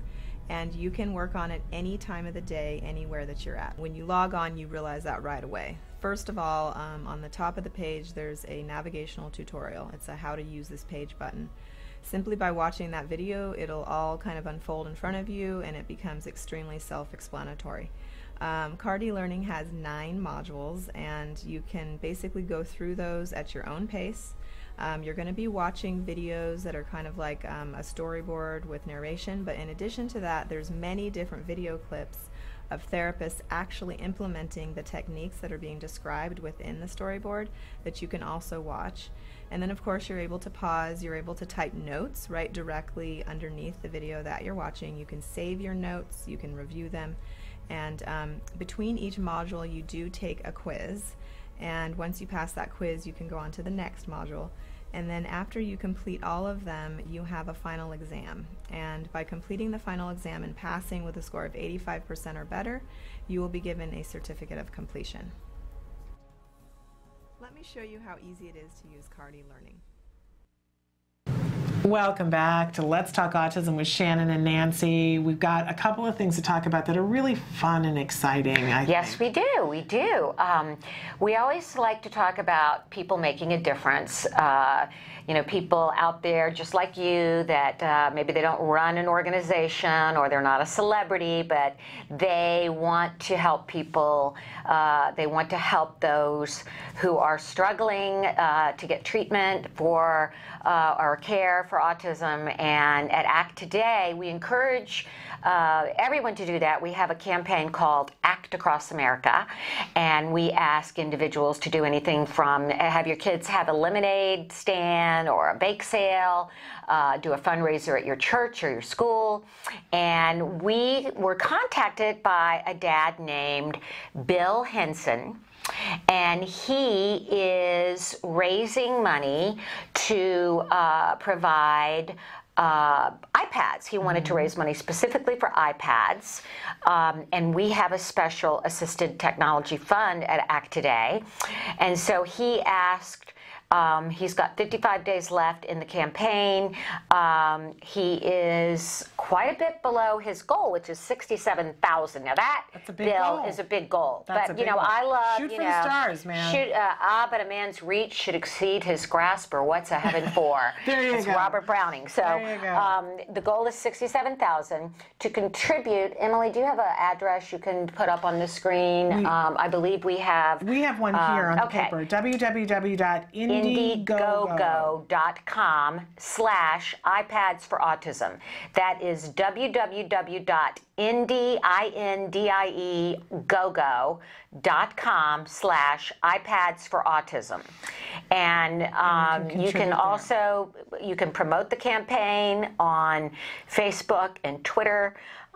He needs all the help he can get to make his goal, and we want to thank Bill Henson for doing this for us. That's a lot of iPads. That could make a huge difference. Can make for a lot huge of difference, children. and iPads, I can tell you, just we have had such success with our nonverbal kids and verbal kids on the spectrum, doing just leaps and bounds growing by getting iPads. Absolutely. And so once again, Bill Henson, www.indiegogo.com/iPads for Autism, all one word. There you go. And you've got another event that's coming up on Monday. We've been talking a little bit about it on the show. Yeah, we have our 2012 Charity Golf Classic, which is on next Monday, August 27th. And you're going to be there with me, right? I am going to be there. I'm excited We're going to both be there. We're going to be roaming around the North Ranch Country Club, and we're going to be hanging out with Joe Montaigne, who is our celebrity host. Joe, who is the father of a daughter with autism. Mia is now in her 20s. There's Joe from last year. I just love that guy. He has hosted our public service announcement for military families with children with autism. He's a huge supporter of the military. Huge supporter of autism, and he's a great guy. He's just a lovely human being, just a real guy's guy and a woman's guy and everybody's guy. And he brings a whole host of people with him to this. He does. We've got D.B. Sweeney, who's a wonderful movie actor. Yes, We've got he's dishy. We've got Jeff Pearson from Boardwalk Empire. We've got Bobby Costanza, who's been in a lot of like mafia type things with Joe. Joe, was in The Godfather, and of course he's on Criminal Minds right now. Absolutely. Of course, there's been a lot of talk about the fact that Kevin Sorbo is going to be there. Kevin Sorbo, Tarzan. Tarzan's going to be there. Hercules. He's Hercules. And the other person who's joining us, and I have a big announcement to make, and that is for our November 3rd biggest event of the year, Denim and Diamonds for Autism, which will be in Malibu, and we'll be talking about that more later in the show. We have the 16 Grammy nominee, I don't think he's ever taken one home, but 16 times, which I think is a record, Mr. Brian McKnight. Isn't that amazing? And he is quite an entertainer and quite a golfer, apparently. Yeah? So he's going to be there. And it's just going to be the most fun. Yes. So if you do play golf and you're interested, we put the contact up there. We'd love to have you out on the course. And all those funds are going to military families with children with autism. Military families with children with autism who have a special need for help and treatment because of the fact that they move on average every 2 years. They lose their place in line for treatment. They have to go back to square one. And There you go, back at one, as Brian McKnight sings in his famous song. That's, you know, it's tough for them. Yeah. And a couple of things that I absolutely love about this. First of all, it's so, I don't know, there's something wonderful for me when celebrities are willing to give of their time to come and stand up for our kids.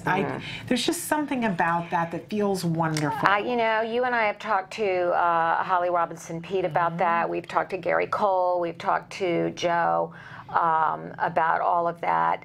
You know, it is a choice, and clearly some celebrities prefer to stay private and not talk about it, and we can respect that, but I think it's absolutely heroic when someone in a public position, when a celebrity gets out there and takes a stand, and not only that, donates their time and their energy and their image to help other people. Right.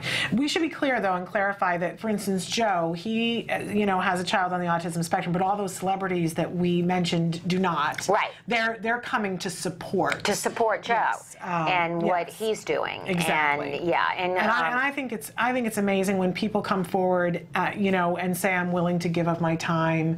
This is not necessarily my battle, but I understand, you know, some of what you guys are going through, and I got a friend who's got, and they show up. I just think that that's a wonderful thing and makes us all feel like we're, you know, we're included and we matter and people see us and they want to spend the time. So I think that it's wonderful for that. And then the plus is that the money that's raised goes to help these children on the spectrum, and in particular, children on the spectrum whose moms and dads are in harm's way on a regular basis on our behalf. Really amazing, amazing event that you guys do, and we're looking forward to being there. We, of course, will be interviewing people to show you at a later date. We'll interview, and we're going to have as our guests some military personnel with children with autism. So we'll be definitely interviewing them and talking about some of the special challenges involved. And they actually benefited. Their children came to, during a break, we aired the video of the Inclusion Films workshop that Joey Travolta did in San Diego. With Cox Communication, and we talked about, you saw in that video what the kids learned, and two of the dads whose children went to that camp are going to be at the tournament on Monday, so I'm really looking forward to interviewing them. Very excited. Talking about their kids and the progress they've made, and just all the support, and talking to Joe and talking to Brian about why he is willing to, you know, a man who could go on tour and make, you know, well above 6 figures per night is going to put his time and effort into appearing for ZIP to help kids with autism. It's very heartening. You know, sometimes we just need to hear those things because we need to be lifted up. We're out of time, but we want to let all of you know that when this conversation ends, it doesn't mean the whole conversation is over. We're going to ask Emily to cycle through some of the ways that you can get a hold of us. Okay, that's good to do. So that if you have a question, if you have a concern, if you have a topic that you would like to see us cover, if you'd like to be on the show with us. Next week I want to talk about. Next week. Yes, tell them who's going to be on it. Next week we have Elaine Hall, who is also known as Coach E. Elaine Hall is the creator of the Miracle Project, which was profiled in Autism the Musical on HBO, the Emmy-winning Autism the Musical. She's going to tell us about an exciting conference she's got coming up in November, and she's going to talk about the latest in the Miracle Project, and just she's an amazing person. They call her the Child Whisperer. That's Coach E. Shannon and I are going to be spending the hour with her next week. And an autism mom. And an autism mom, that's correct. Very exciting to hear from her, and we'll look forward to that. So all of those things will be happening next week, and we'll tell you all about what happened at the golf tournament. We'll sort of recap, but we won't have the video to show you. We'll do that on another show. But we'll be here with Elaine and talking about that. I think you guys are going to be really interested to hear about her journey, which has a lot of similarities to your journey. An adopted child, and, you know, in the beginning not knowing what to do, and then it led to her life's calling, like it did with you and me. It's amazing how that happens sometimes. You life changes. But so that will be next Wednesday. I want to remind everybody that on tomorrow's show, Angela Persicki at 10:20 is going to talk about research surrounding bedtime rituals. Oh, that's so a good that's one. happening tomorrow at 10:20. We just got Wyatt finally sleeping in his own bed. There okay, you go. At 10. It takes a while, but there's some research that will help us to make quicker choices. I'm gonna look at that. We'll be back tomorrow at 9 a.m. So until then, give your kiddos a hug. And I'll see you next week at this time with Shannon for Elaine Hall. Take care. Bye-bye.